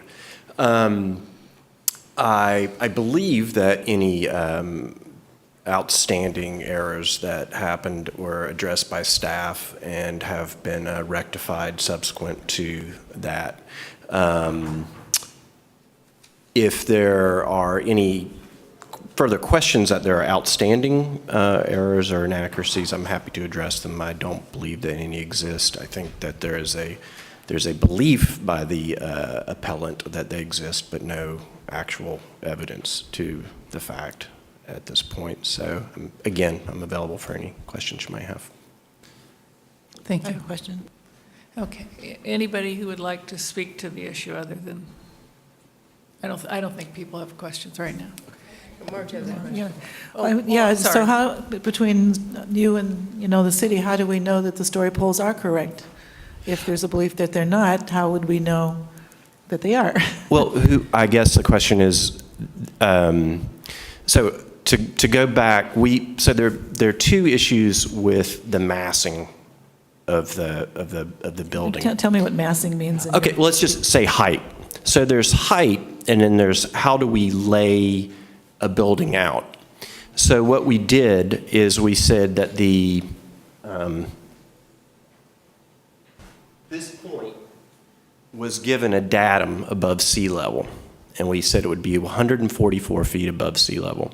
And actually, the appellant's survey indeed showed that we had done that. There's no factual discrepancy with that. The issue was 144 feet above sea level at that point was not 25 feet tall, because there is an error between the assumed grade that we thought we had at the sidewalk and what we actually had at that position on the site. I mean, in a sense, it actually the appellant survey gave us useful information, and we learned that the position was different. It's still 3 feet under in that corner what the maximum allowable height is. So that was indeed a discrepancy between the intention and what we had called out on the drawing as our height. So we're not asking to build anything any differently than we had before. It just happened that that datum, which actually was confirmed, the datum that we said we were striking for on our site section, was actually done because it was laid out by our own surveyor. This is maybe more complicated, but the point is, at the end of the day, we're asking to have a ridge line that's 25 feet 6, maximum above the natural grade, and that's what will be built. Yeah. So, I mean, presuming that the project is approved, but we'll build what we'll say we're going to build. So. Okay. Any other questions? All right. Anybody else wanting to speak to this issue? Kim and Jim Cleveland.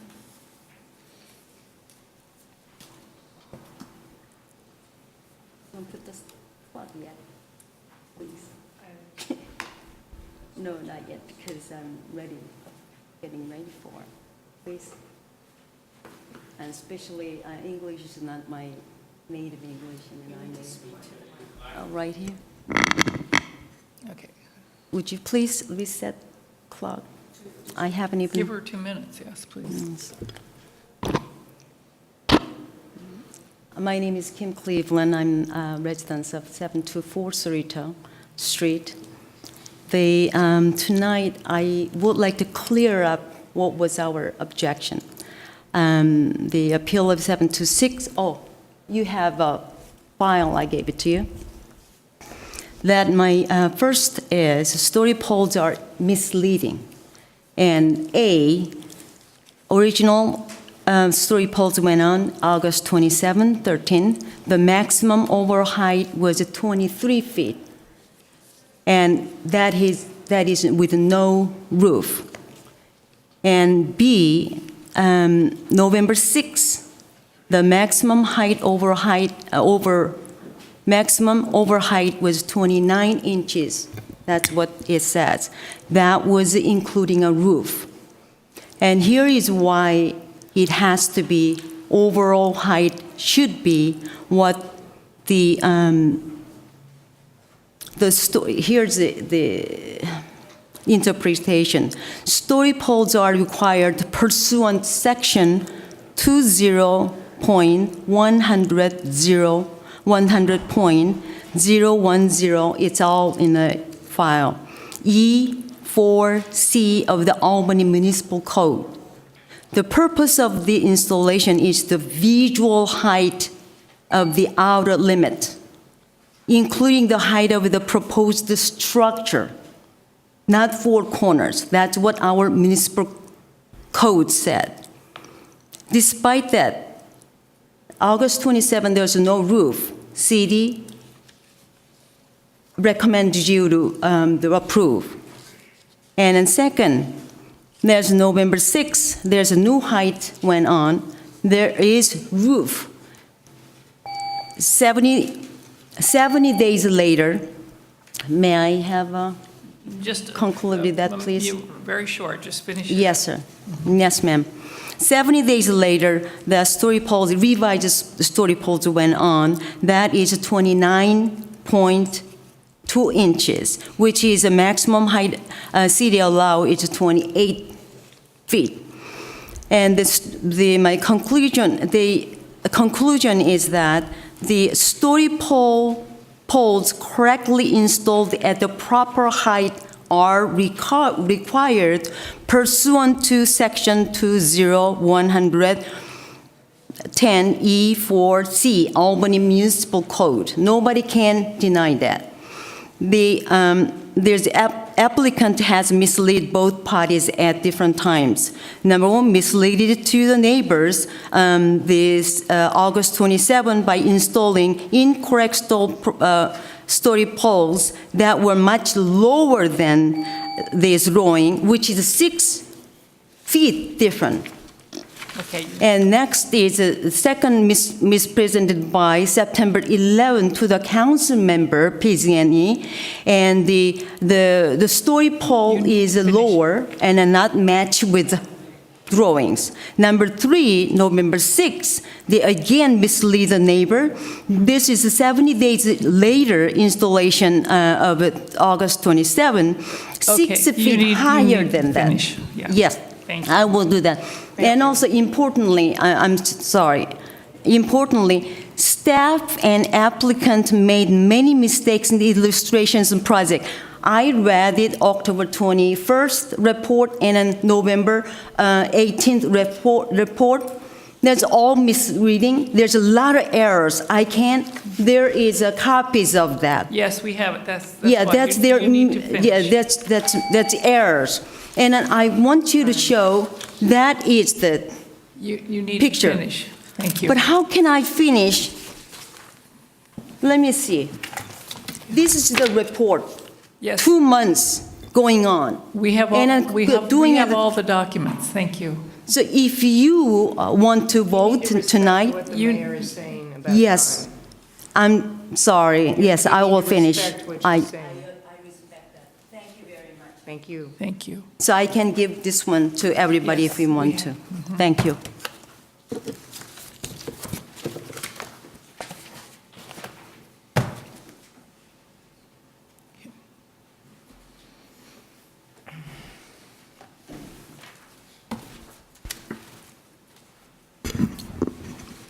Good, it hasn't started yet. Good evening. My name is Jim Cleveland, and I've lived on Albany Hill for 45 years. My view is that new construction should enhance or maintain a neighborhood. It should never degrade it. The proposed 726 property meets neither outcome. My 724 house is 2,604 square feet. The 726 Cerrito lot is 40% smaller at 4,452 square feet. In 1993, this particular lot may have been labeled illegal for not meeting the then standard size of 5,000 square feet. 726 Cerrito's floor area ratio is 69%, the average of all 12 existing homes on or near the 700 block of Cerrito Street is only 29%. 726 Cerrito's 69 FAR is an unacceptable 238% greater than the other average of the other 12 homes. My 724 Cerrito Street FAR is only 35, and that was for a family of 7 people. Don't approve a FAR 69% greater than the average of the 12 existing neighborhood homes. It could spread. If Mr. Saylor had used the applicant's 69 FAR, his house would have increased to 5,134 square feet. That's outrageous. There's no valid argument to allow the applicant to build to 69% FAR when the other 12 homes stayed close to the 29% average. Thank you. Is there anyone else who would like to speak to this issue? Seeing no one, we'll bring it back to council. I have a question about the story poles, because there was I think it's a fourplex condo development down on Solano, I think it is, the bottom of Solano, one of the streets down there. And there was a discrepancy in how it was measured, and it ended up being over height. I'm concerned that with these discrepancies that we not make this in the same mold as that one. Right, that was a situation at the corner of Solano and Cleveland where the plan, the different sheets in the plans that were approved by the commission had different elevations, basically. And so we came to the conclusion of one elevation, and there was another sheet that was in there that the plans were actually built to. The residences were actually built to. And by the time that the framing went up and we realized there was a problem, someone in the neighborhood brought it to our attention, if I recall correctly. It was a difficult choice to make whether it would make them tear it down and begin all over again and basically have to regrade the whole project. So we learned our lessons from that, and we, from time to time, particularly on cases like this one where there will be some extra diligence prepared, we will, in some cases, I've gone out there with a tape measure and had somebody climb to the top of it and drop the tape measure down to make sure that it actually works, and we can do that here. We'll let the builder and the architect know that, so they better be prepared to make sure that it will be the proper height. That's, you know, it's the bottom line is you have to be able, it just has to measure out, and that's the best way for us to do it. Oh, okay, thank you. Yeah. So, Jeff, you're saying you will do that, or you have done that? We have done that, and we will do that. We don't do that in every case, but in situations where a home is reaching the maximum height or where there's a neighborhood concern, it comes up about once a year. We do that. And so you're confident that there's no issue with the revised story poles? We haven't, to my knowledge, no one has climbed to the top of those story poles, but I believe that they were measured at one point, and Chris or someone can correct me if I'm wrong, but I think originally the height of the poles were surveyed. A professional surveyor measured, we realized it was too short, and so they cut them at the base and lifted them up by the number of, it was 1 foot 11 inches or something like that, depending on which corner it was. So we have a pretty high degree of confidence that that's within a few inches. To be honest with you, we normally don't get to this level of detail of story poles. We assume that the people who are putting them up are doing their best and are putting them up in good faith, and so we don't normally survey them or measure them. But in any case, the story poles are below the maximum allowable height.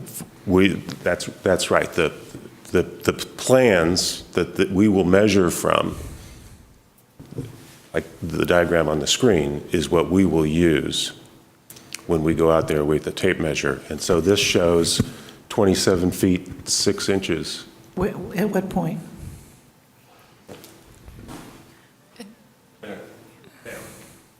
This is 25 feet, 6 I'm inches sorry. right there to It's just a little blurry. the peak.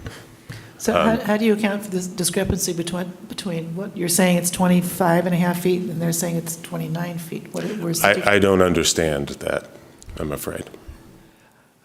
So the story poles now are not at the, I thought somebody said it was at the edge of the building and there would be roof above that. Is that incorrect? So you're saying that the story poles are actually at the highest point? I'm going to let Ann In this answer that part of the installation, question. these poles here and here represent how the building will actually be constructed. So it's the highest point of the corners, it's not the highest point of the roof. And in this case, this is a hipped roof, so it's going to move back, and that's where your highest point is. So it has a slight increase going on the diagonal there, and that's where the highest point is. So the highest point is not shown on the story poles? It is. It's a little hard to see because of the trees, but where this pole is here in the center, that's supposed to represent the ridge, and you can't see it too well in this picture, but there is an orange tape to show where that ridge is. So is it just the way we're looking at it, that the front poles are actually shorter than that pole? It could very well be the angle at which the... It is indeed the case, which is why we didn't feel the need, nor did staff in the beginning. So imagine a pyramid, which is what a hip roof is. If your angle of view is steeper than this angle, you'll never see this face, right? So you'll see the face of a pyramid if your relative had a shallower angle than it is. So in this particular case, if you're standing on the street, you will not be able to see the peak of the roof because it's at a shallower angle than the view is from the street. It actually doesn't show up. It will show up from the neighbor's side yard, but you won't even be able to see it from the street.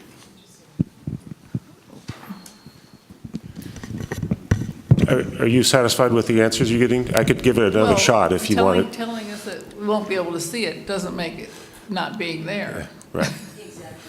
Let me try another. What about this picture? I mean, what is she showing there? This is the top of the, excuse me. What's the point? What is the point that that's showing? Yeah. Why don't you hand it to Mr. Vaughn? I can explain to you. This is a roof height, new roof height from my house. This one is raised at 4 corners, 2 inch. So roof top height is 29 feet and 2 inches, which is maximum height is allowed is 28 feet. According to our municipal code, their roof top is 25 and 60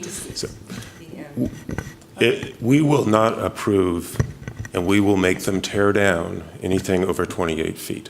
Okay. That's what I want to hear. That's it. I can, if you just want me, just for a second, I know it's getting late, but I can just, I think, wrap this up. We're fine. There are 3 corners. There's this one, that one, and that top of the post that's sticking up the middle. And if you could switch over to the other one. So this is one of the corner points, kind of that square, and this is where the one piece of 2x4 or 4x4 was pointing to. So it's set back from the front. Are you visualizing that? Okay, thank you. No, it's back to council. I'm making the motion that we follow the staff recommendation that the council approve resolution number 2013-67, upholding the Planning and Zoning Commission decision approving design review and a conditional use permit for a new single-family home at 726 Cerrito Street, and adopt findings affirming with any modifications the approval of application number PA 13-044 by Linville Pond Architects for Barry Kwan and Noel Diaz, property owners. I can second that. It has been moved by Vice Mayor Wiles, seconded by Councilmember Moss, that we approve Resolution 2013-67, upholding the Planning and Zoning Commission decision approving design review and a conditional use permit for a new single-family home at 726 Cerrito Street, and adopt findings affirming with no modifications the approval of application PA 13-044 by Linville Pond Architects for Barry Kwan and Noel Diaz. Any further discussion? And just by our code, if they violate it, they will have the consequences. That's correct. Okay, thank you. All right, will you please poll the council? Councilmember Atkinson? Aye. Councilmember Barnes? Aye. Councilmember Moss? Aye. Vice Mayor Weil? Yes. Mayor Thompson? Aye, the motion carries. Next item, please. 2013 Building and Fire Code Ordinance, Ordinance number 2013-03. Staff recommendation that the council introduce for first reading ordinance number 2013-30, amendments to the Building and Housing Fire Prevention Chapter of the Municipal Code related to the adoption and local amendments to the 2013 California Building Standard Code.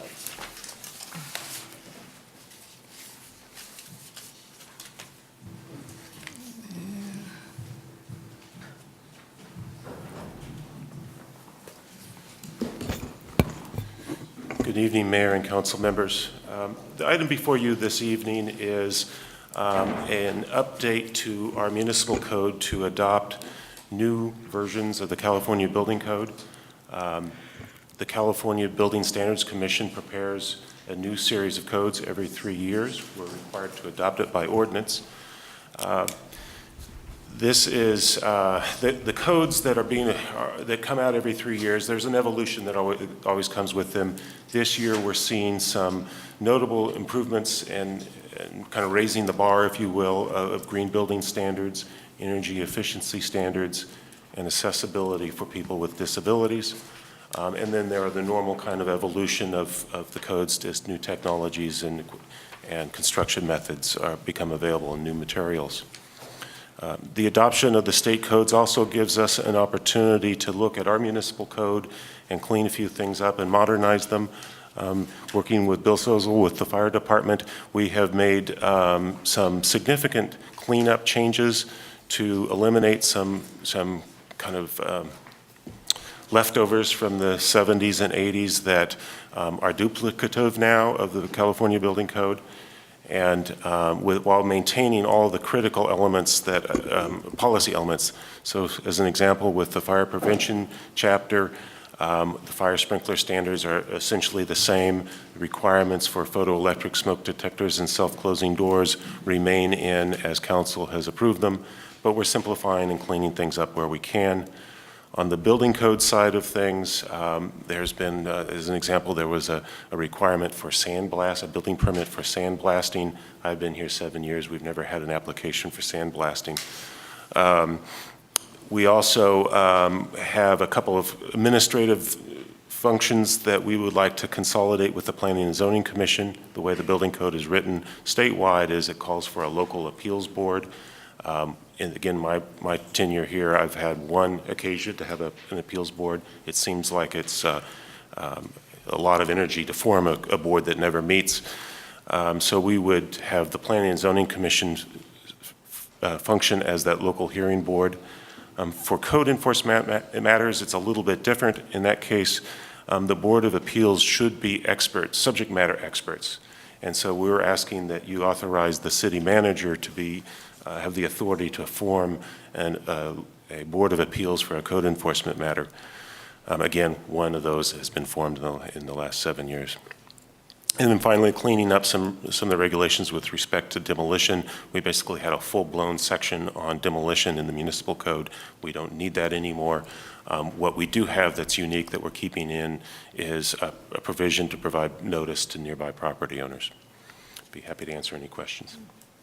Anybody have a question? Yeah, a question on the Board of Appeals for Code Enforcement. You said that unlikely we're going to even need it, or? Well, no, I wouldn't say that. I mean, we work real hard to avoid having to litigate. It's one of the steps in the litigation of code enforcement matters, but we try to avoid that. But, every few years we might have something. Okay, it just depends. And then it's essentially an ad hoc committee that you would appoint, and it's something reference to experts coming from out of the city. So you have to keep a list of all the experts on plumbing code and what have you. Right. Okay. We just call a favor of the building officials in nearby communities. And okay. they do the same of us from time to time. All right. Any other question? Is there anyone in the audience who would like to speak to this? Yes. Amber?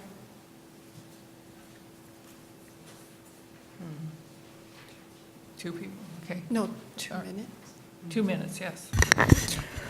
Okay, one question is, I see on this report it says the waterfront portion of the city of Albany includes poorly compacted artificial fill, and I don't see any other reference to that fact in this report, and I was just wondering why that was in there. You don't have to answer me now. You could email me the answer later if you don't mind, so I can actually ask all the questions.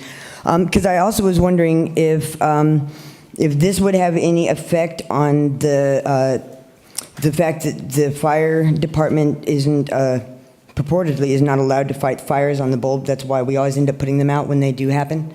I mean, that's been the policy I've understood the entire 7 years we've been there, and I watched 2 firemen and 2 police officers watch somebody's place burn down with a bucket brigade of residents trying to put it out.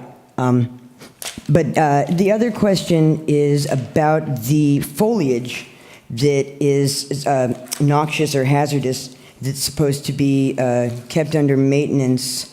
That would apply to poison oak, like the stuff that Shelter Belt Builders Inc. just left laying whole on the ground, I'm assuming. And the last question is, so the structure that was demolished and thrown in the dumpsters out there that belonged to somebody who came home to where the structure used to be 2 days after it got torn down, after I watched them tear it down, that none of his property was stored out of. If somebody wants to email me an answer about why his property wasn't stored and why it was just thrown in the dumpster and everybody got to scavenge it, I would appreciate that. Thank you. Thank you. Is there anyone else who would like to speak to this issue? We'll bring it back to council. I move that we adopt the staff recommendation that the council introduce for first reading ordinance number 2013-030, amendments to the building and housing, fire prevention chapters of the municipal code related the adoption and local amendments to the of the 2013 California Building Standards Code. And waive the reading? And waive the reading. And waive the reading. Thank you. Okay. Is there a second? Sure, I'll second. Okay. It has been moved by Vice Mayor Weil, seconded by Councilmember Barnes, that we introduce for first reading ordinance number 2013-030, amendments to the building and housing, fire prevention chapters of the municipal code related to adoption and local amendments of the 2013 California Building Standards Code, and waive the reading. Any further discussion? Call for the question. Will you please poll the council? Councilmember Atkinson. Aye. Councilmember Barnes. Aye. Councilmember Moss. Aye. Vice Mayor Weil. Yes. Mayor Thompson. Aye, the motion carries.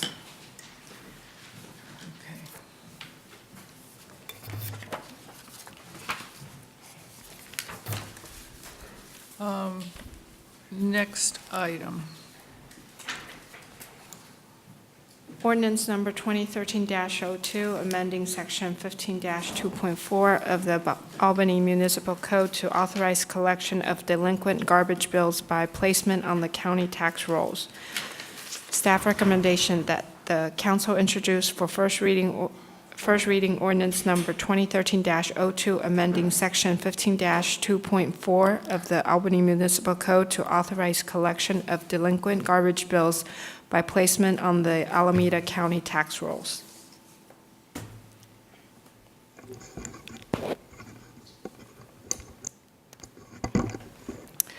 Good evening, Mayor Thompson, members of the council. The city's franchise agreement with Waste Management of Alameda County, adopted in 2011, requires the city to adopt a special assessment process to address delinquent accounts for residential garbage service. For health and safety reasons, Waste Management is required to continue weekly collection of garbage and recycling, regardless of whether bills are paid. The proposed ordinance authorizes the amount owed to be placed on residential properties with past due accounts to recover unpaid amounts for services rendered. Currently, over 11% of accounts are between 90 and 120 days past due, accounting for over $160,000 owed to Waste Management, over $20,000 of which is owed to the city in franchise fees.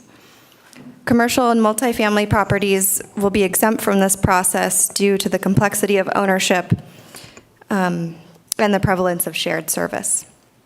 Waste Management is required to exercise reasonable efforts to collect payments for past due bills, including issuing late payment notices and making phone calls.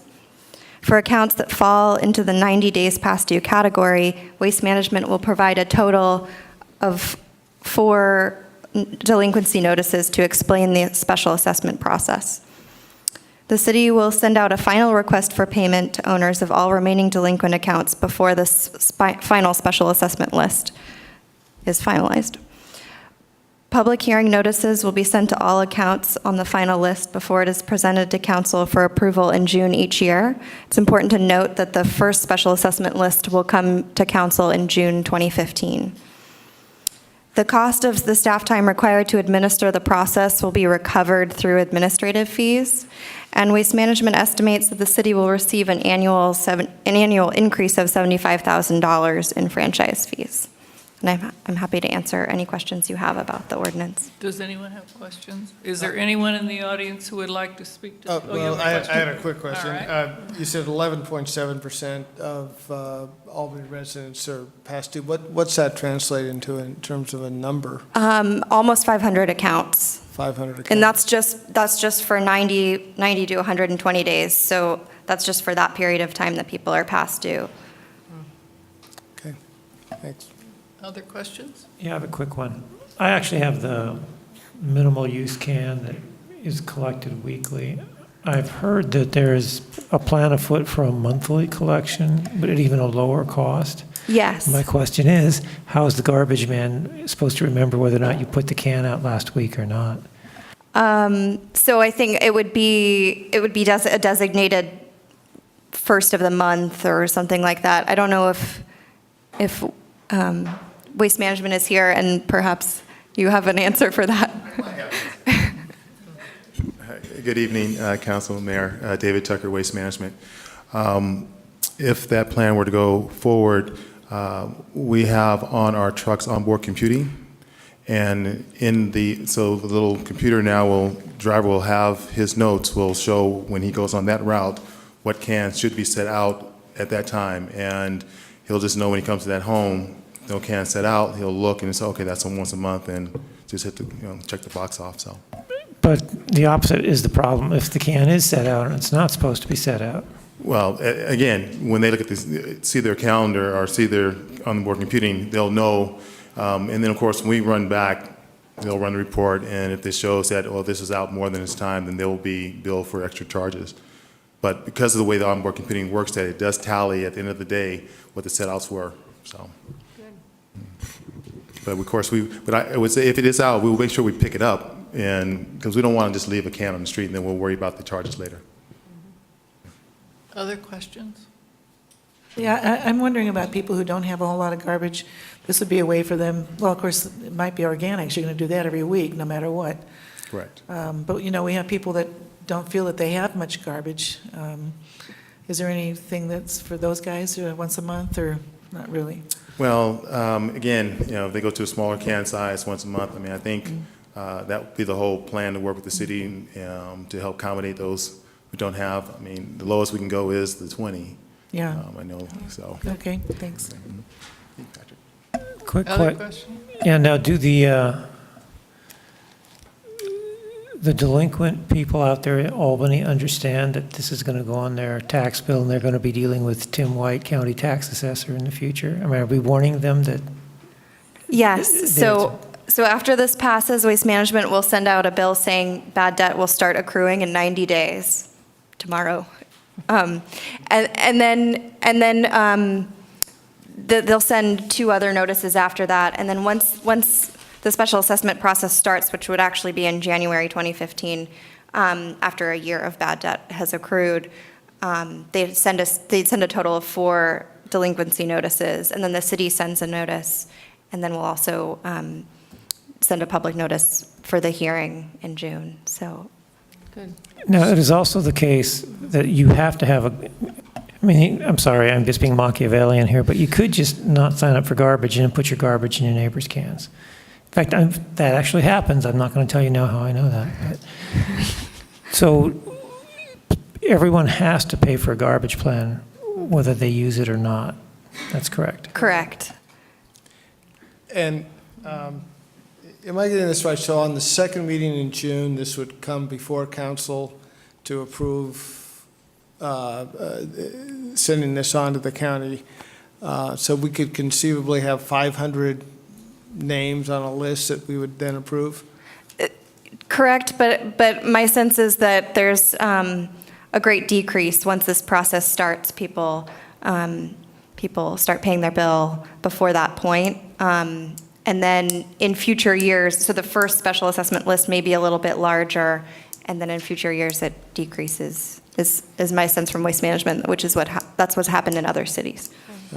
Okay, I'm just having this image of that second meeting in June being the one where it's overflowing out here. Everyone has a good reason why it shouldn't go on their property taxes.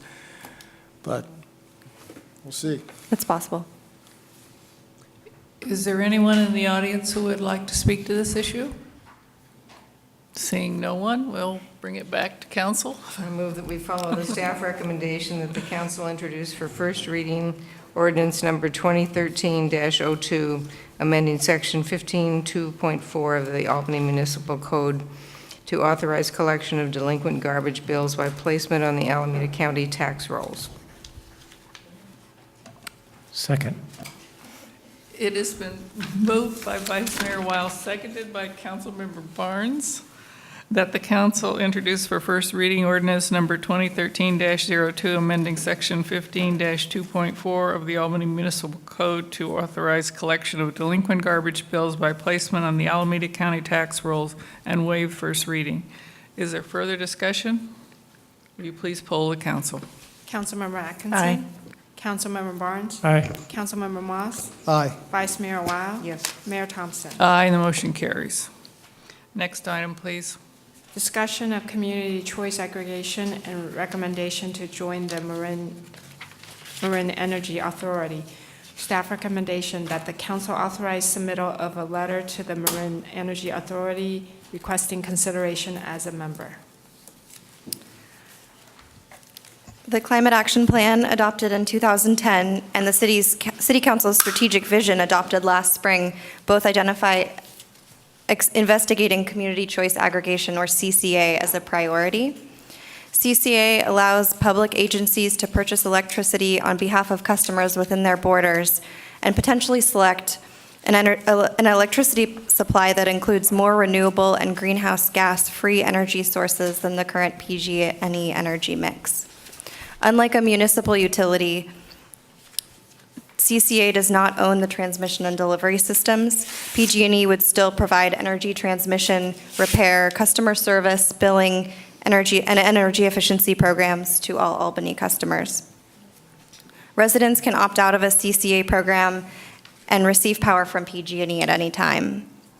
The Sustainability Committee has been exploring various options for increased renewable energy and has recommended that Council consider joining the only fully operating CCA in California, Marin Clean Energy, also known as MCE.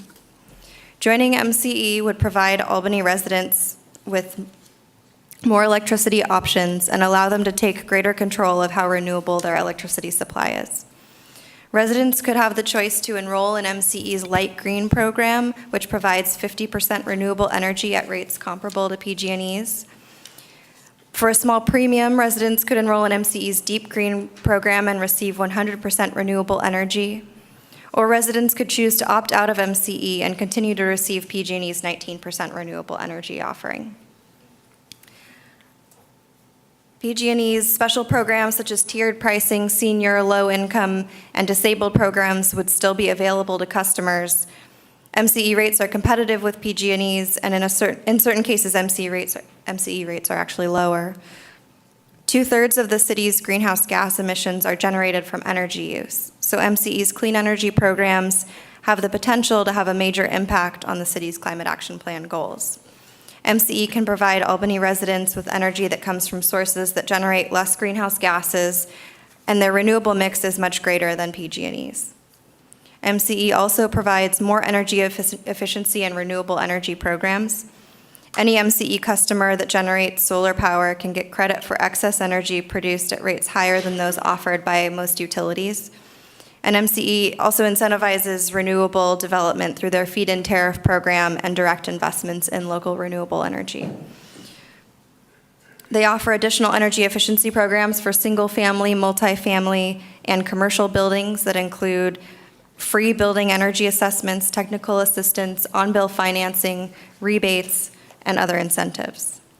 MCE also supports the community through outreach programs, sponsorship of local nonprofits, and funding for community projects such as electric vehicle charging stations. It's important to note that MCE meets its renewable energy targets in part with the purchase of renewable energy certificates rather than with direct purchases from renewable energy sources.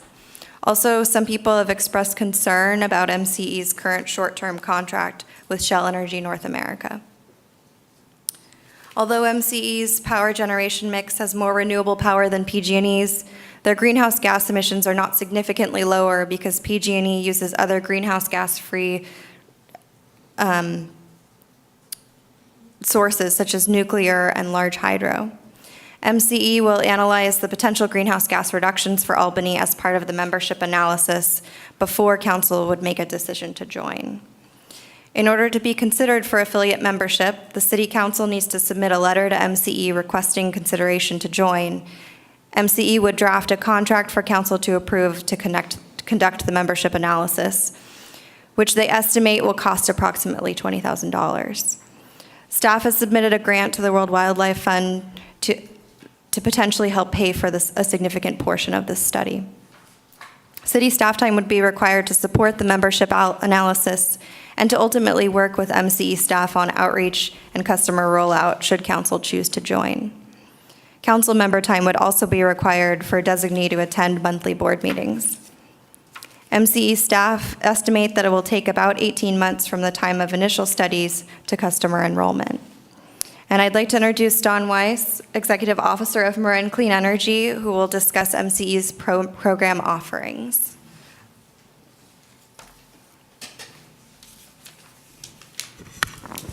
Thank you. Thank you so much for the invitation to be here and present to you this evening. I'm just going to cover a couple of items about our organization, and I'm happy to answer any questions.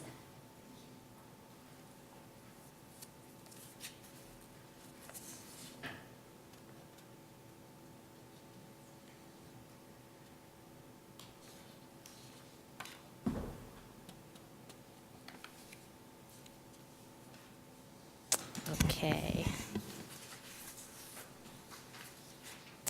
So we began serving customers in 2010, in May of 2010, and we've been up and running now for about 3.5 years. Our board is made up of one representative from each of the cities and towns that are served by our jurisdiction, and that includes each of the cities and towns in Marin, the city of Richmond, and then also we have one representative from the County of Marin Board of Supervisors. We're currently serving approximately 125,000 customers, which represents just over 75% of the customer base throughout our jurisdiction. And that includes all types of accounts, residential, commercial, municipal, etc.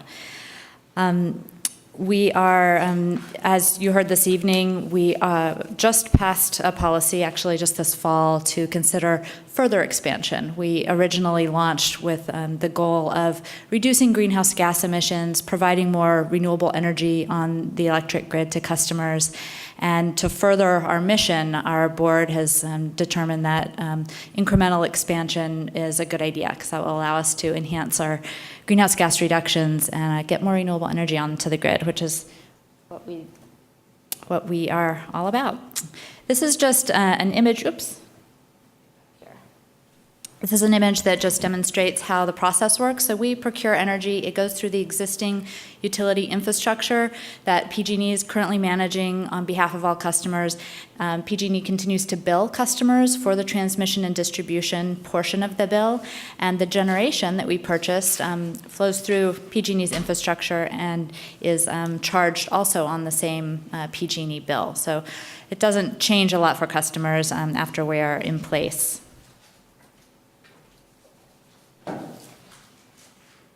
So there are 3 electricity choices for customers that choose to join. The first is the PG&E option, which is currently the only option in your jurisdiction and in many parts of Northern California. That option is still available to all customers when we go into a community. And the second option that becomes available is the MCE light green option. This is a default product for customers if we enroll a community. It is 50% renewable energy content, but we are looking to increase that over time. Our ultimate goal is to get to a single product that is 100% green. Right now, we offer that as an optional product. It's called Deep Green, and it comes at a slight premium of about 1 cent per kilowatt hour, well, exactly 1 cent per kilowatt hour, which costs an average customer about $5 a month for that 100% deep green option. I think it's worth mentioning that when we launched our program in 2010, our light green option was 25% renewable, and we've been able to increase that over time over the last 3 years, and we're looking to continue to increase that while maintaining competitive rates. We kind of want to keep a fair balance there with competitive rates and as much renewable content as we can achieve. So there are a couple of community benefits. We're a not-for-profit government agency, much like your city council is here. We do not have shareholders, thus no shareholder profits, and that's what allows us to keep our rates very competitive. And we're also able to produce a lot of local benefits through our energy efficiency program, solar rebates and other programs, and helping with local job creation as well. Here's an example of some of the local benefits that we bring to communities. We have a $4.1 million allocation from the California Public Utilities Commission to operate an energy efficiency program that includes a focus on multifamily buildings where there's a lot of untapped potential that hasn't yet been reached through existing energy efficiency programs by the utility. We also have a small commercial and residential energy audit and retrofit program where we provide a lot of incentives to homeowners. Our approach is really looking at more of the deeper energy retrofits, the energy efficiency retrofits that aren't being addressed by the existing services provided by the utility. We also work with our local job creation entities, both in Marin and Richmond. This picture is from a graduate of the Richmond Bldg program. We just worked with a graduating class there to help drive graduates into energy efficiency jobs that we have through our energy efficiency program. We also are just now in the process of launching an on-bill repayment program, which is a way for customers to choose to make deeper energy efficiency retrofits in their home and pay for it on their utility bill over time. A couple of other local programs. We have a solar rebate program that is, our board actually just made a decision to redirect our solar rebate program to low-income customers first. So we have a 4-month window that our solar rebate program will be available only to low-income customers. After that time, it would be opened up to others. But we're hoping to stimulate new solar development in places that it wouldn't normally occur. We've also launched the first feed-in tariff project in our jurisdiction. A feed-in tariff really is a set price that we will buy energy for from any developer or landowner in our community, and it's for projects that are that are renewable. And we were able to enter into a feed-in tariff arrangement with the Santa Fe Airport for 1 megawatt worth of solar power. When it's generating in the middle of the day, that's enough power to serve about 1,000 customers, or 1,000 homes. And the price that we establish is for a 20-year term. We're now working with Richmond to find some places there where a feed-in tariff project could get up and running. It's a great way to stimulate some local economic development. We actually were able to generate over 20 jobs during the 3-month period that this project was being built. So that was an exciting opportunity. And then the next item here, Local Renewable Development Fund. We take 50% of all the revenue from our deep green customer base, and we've put it into a local renewable development fund that's covering the pre-development costs for a local project that we are going to build and own and have it become a permanent part of our portfolio. Up until now, much of our all of our power has been purchased through power purchase agreements, but we are looking to get some power supply into a portfolio that we would own as part of our own asset base. And this will be a project that's built locally. We're actually looking at a large rooftop at the Richmond Port that's likely going to be the site of our first local renewable build-out project. We also have one other project that we're looking at building that's a 1 megawatt carport shade structure in Novato at a nonprofit organization that would be delivering power into our portfolio for all of our customers. So that's some of the ways that we're achieving local build out. I have a couple of other detailed slides that I can cover if folks have questions, but I can also stop there and leave it at that. If I know you'll have had a long night, but I'm happy to answer any questions you may have. Questions? No, I've been hoping that we would do this for about 8 years, so I'm really happy to have you here. I have a question. San Rafael Airport? Yeah, I didn't know about it until they approached us for a project. They are just below the McGinnis Golf Course. So it's in North San Rafael, north of downtown, just to the east of the freeway, before you hit the McGinnis Golf Course. It's tucked away. There was an airport in San Yeah, Rafael. once you get back there, it's fairly large. They have about 50 airport hangars, and they covered 48 of the hangars. I mean, big enough for an airplane with solar panels. So it's a pretty large project, the biggest solar project to date in Marin or Richmond. A lot of your energy comes from wind. Are you mitigating the issues with birds? Yeah, that's a great question. We actually don't buy a lot of our power from wind, but the wind power that we purchase, we do look at qualifying, wind that is qualified through the Renewable Portfolio Standard. And we have a project, it's good, it's interesting that you asked this question because we have a project that's been offered to us that we're contemplating now that is a new repower of an existing wind project that's looking to turn over the technology and be a lot and make some changes that will accommodate migration paths in that area. I think that, as many folks know, there were some wind installations that were built long ago, in the 70s, before a lot was known about the environmental impacts. The good news is that there's been a lot of study, there's a lot of information out there now about how to avoid not only migration routes, but also nesting habitat, because that's often the time when, if birds are looking down for prey, that's when they're gonna run into the windmills. And so avoiding migration routes and nesting habitat seems to be a very helpful component. I think also the technology as far as the slower moving blades, the feathering blades, and those sorts of things are really important as well. So yeah, we absolutely are looking at that closely, and that's why we haven't entered into a power purchase agreement yet for specific wind purchases. The wind power that you'll see in our portfolio is through third-party brokers. And that's because we want to make sure before we really jump into a long-term contract that the technology is where it needs to be. But we expect that we'll be doing that within the next couple of years, but we absolutely want to make sure that the project is built with a lot of attention to the environmental impacts. And you've been purchasing your renewable energy credits at, I think, about 22%, about the same thing as PG&E. Are those coming from out of state, do you know?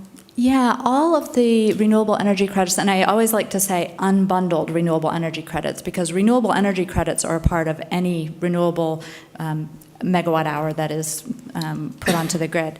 But the unbundled renewable energy credits that we purchase are from both inside of California and also some in the other western states, including Oregon and Washington state, or in the Western Interconnect region. All of them are Green East certified, so we do go through a third-party certification process to ensure that the unbundled renewable energy credits are valid renewable energy. They also are, it's required that they are loaded onto the REGIS system, which is the Western Interconnect tracking system for any renewable energy. That is, anytime there's a kilowatt hour of renewable energy created, it gets loaded onto REGIS, and that's how we can verify our purchases of bundled and unbundled renewable energy. We only purchase renewable energy credits that have gone through that REGIS tracking system, and we retire those renewable energy credits after we have used them in our portfolio for a given year. Okay, so the whole are those states are benefiting. Do you know how much California is? And then the analysis eventually, because of your CO2 emissions are about the same as PG&E at this point. So in the analysis, are you going to show the benefits to Albany specifically when you do this analysis? Yeah, I think I'm hearing two things in that question. I think the first thing I want to point out is that our emissions rate is actually lower than PG&E's emissions rate for our light green product, but for our deep green product, the emissions rate is actually 0. Right. So for customers that are interested in eliminating that issue, the deep green is a really great choice for that. But then, yes, absolutely, the study that we do would certainly be looking at that and looking at Albany.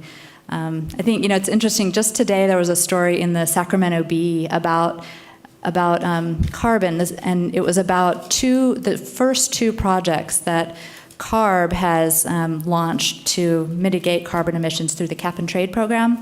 One of them is in Arcata, and the other one is in Maine. And they were responding to questions about why a project in Maine would be of interest. And I thought that their answer was interesting. I hadn't really heard this argument before, but they were saying that, climate change is a global issue, and the location isn't really as important when you're talking about mitigating carbon. I think that as a local government agency, we certainly place a lot of importance on local benefits, not only environmental benefits, but also job benefits and other local impacts that can be leveraged. So I see both sides of the coin, but I think you're raising a great point, and that would certainly be part of our study. At this point, there's no cost to what we're voting on tonight, is that correct? Correct. And so when will this come back to us again with cost attached? Roughly. Do you have a sense of timeline for how long your board would need? Yeah, I think probably March. March would be a logical time to come back. We, just given the other items that we're working on and the timing around getting a contract pulled together, I think February or March would probably be the best. And time to March is when we'll find out if about the grant application, if we're awarded the grant. So that's a good time to come back and. Well, I know these kind of plans are popular, but speaking as someone I've had a grid-tied solar system, 2.7 kilowatts for several years. I'm a UC science center. I've written a couple of books on nuclear, or rather a couple of magazines on these topics: renewable energy, nuclear energy, economic type stuff. I'm not really sold that this is a great plan for Albany for a lot of technical reasons, which I don't want to go into at 10:25 at night. But so I'm going to vote no on this. I understand I will be in the minority. At some point, I would like to schedule a meeting like this at a time when we actually have some energy to talk about it. I'm not sure I'll change anyone's mind, but this is not something I personally am able to support. Is there other questions? Is there anyone in the audience who would like to speak to this? Want to come to the podium, please?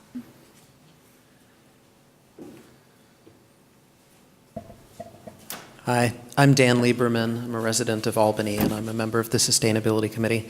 And I don't have a lot to add to the conversation, but wanted to thank Dawn and MCE for coming out tonight, and thanks to Council for giving me a couple of minutes to talk. As you saw, Sustainability Committee supported this action. I thought Claire did a fantastic job writing the report. There's a lot of great information in there. I see this, and I know Sustainability Committee sees this as a great opportunity to make headway on achieving the City Council's goal of greenhouse gas reduction that's stated in the Climate Action Plan. This is a relatively easy and painless, and I don't know what the opposite of painless is, but it could actually be financially beneficial to the city to take this action through the procurement activities that Marin is undertaking. I'm not going to reiterate everything that was saying, but just touch on a couple of points. One being that potential to save money.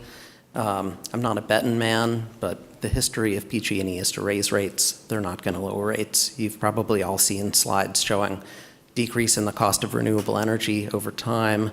Marin Clean Energy is dedicated to increasing the amount of renewable energy far beyond what PG&E's mission or activities will achieve. One thing I want to remind people that the incentives that Dawn outlined are above and beyond PG&E's incentives. So, for example, PG&E will continue to offer Albany residents and businesses the same energy efficiency products and services, and then Marin Clean Energies are layered on above those. So it presents a great additional incentive. Also, this is very low risk. Marin serves only as a wholesale procurement agent on that side. PG&E continues to provide the poles and wire service. If you have an outage, you call PG&E. One thing that Dawn didn't mention is even though Marin Clean Energy is the only operating CCA in California, there are literally about 1,000 CCAs in the US right now. So they're cutting edge here in California, but this is a tried and true industry that's really going quite strongly in a number of other states. There's 6 states where CCAs are operating. City of Chicago, for example, is participating in a CCA. Boy, I've probably used up my 2 minutes, even though I don't see the clock running, but thanks for your time. Thank you.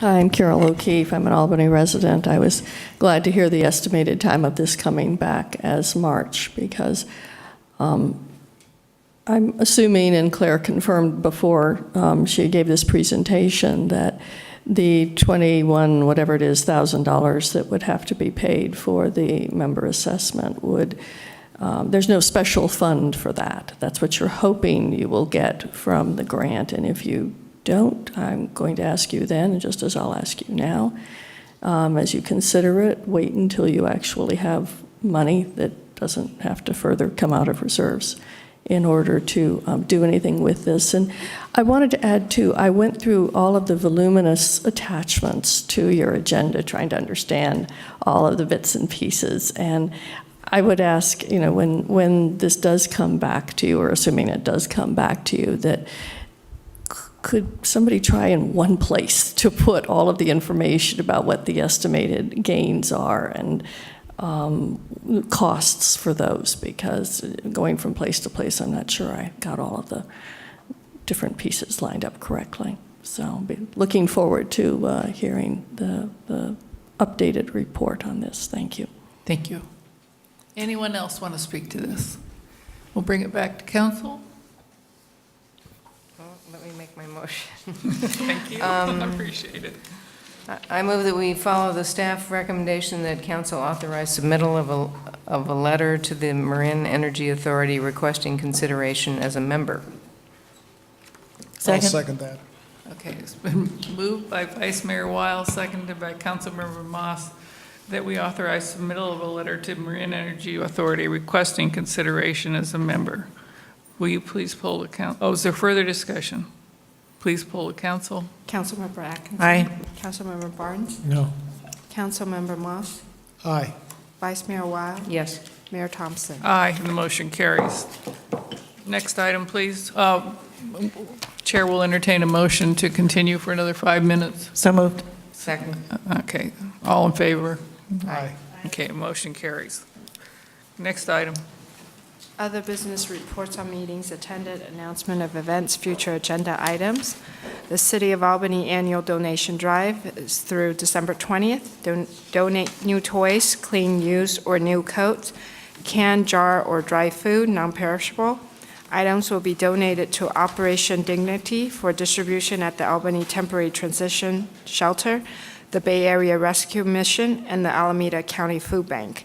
Donation bins can be found at the following city buildings: Albany City Hall, Albany Community Center, and Albany Senior Center. Does a council member have anything you would like to say? If not, the chair adjourns the meeting. There are no comments. Comments were early in the meeting. So I'd like to mention the Albany Senior Center has a December 7th Christmas I don't know if we call it Christmas. Anyway, it's a time to come and look at things to buy for the holidays, and we look forward to seeing everybody, and they make a lot of money for the senior center at this time of year. So hopefully you can make it to the senior center on December 7th. Okay, thank you. Now the meeting is adjourned.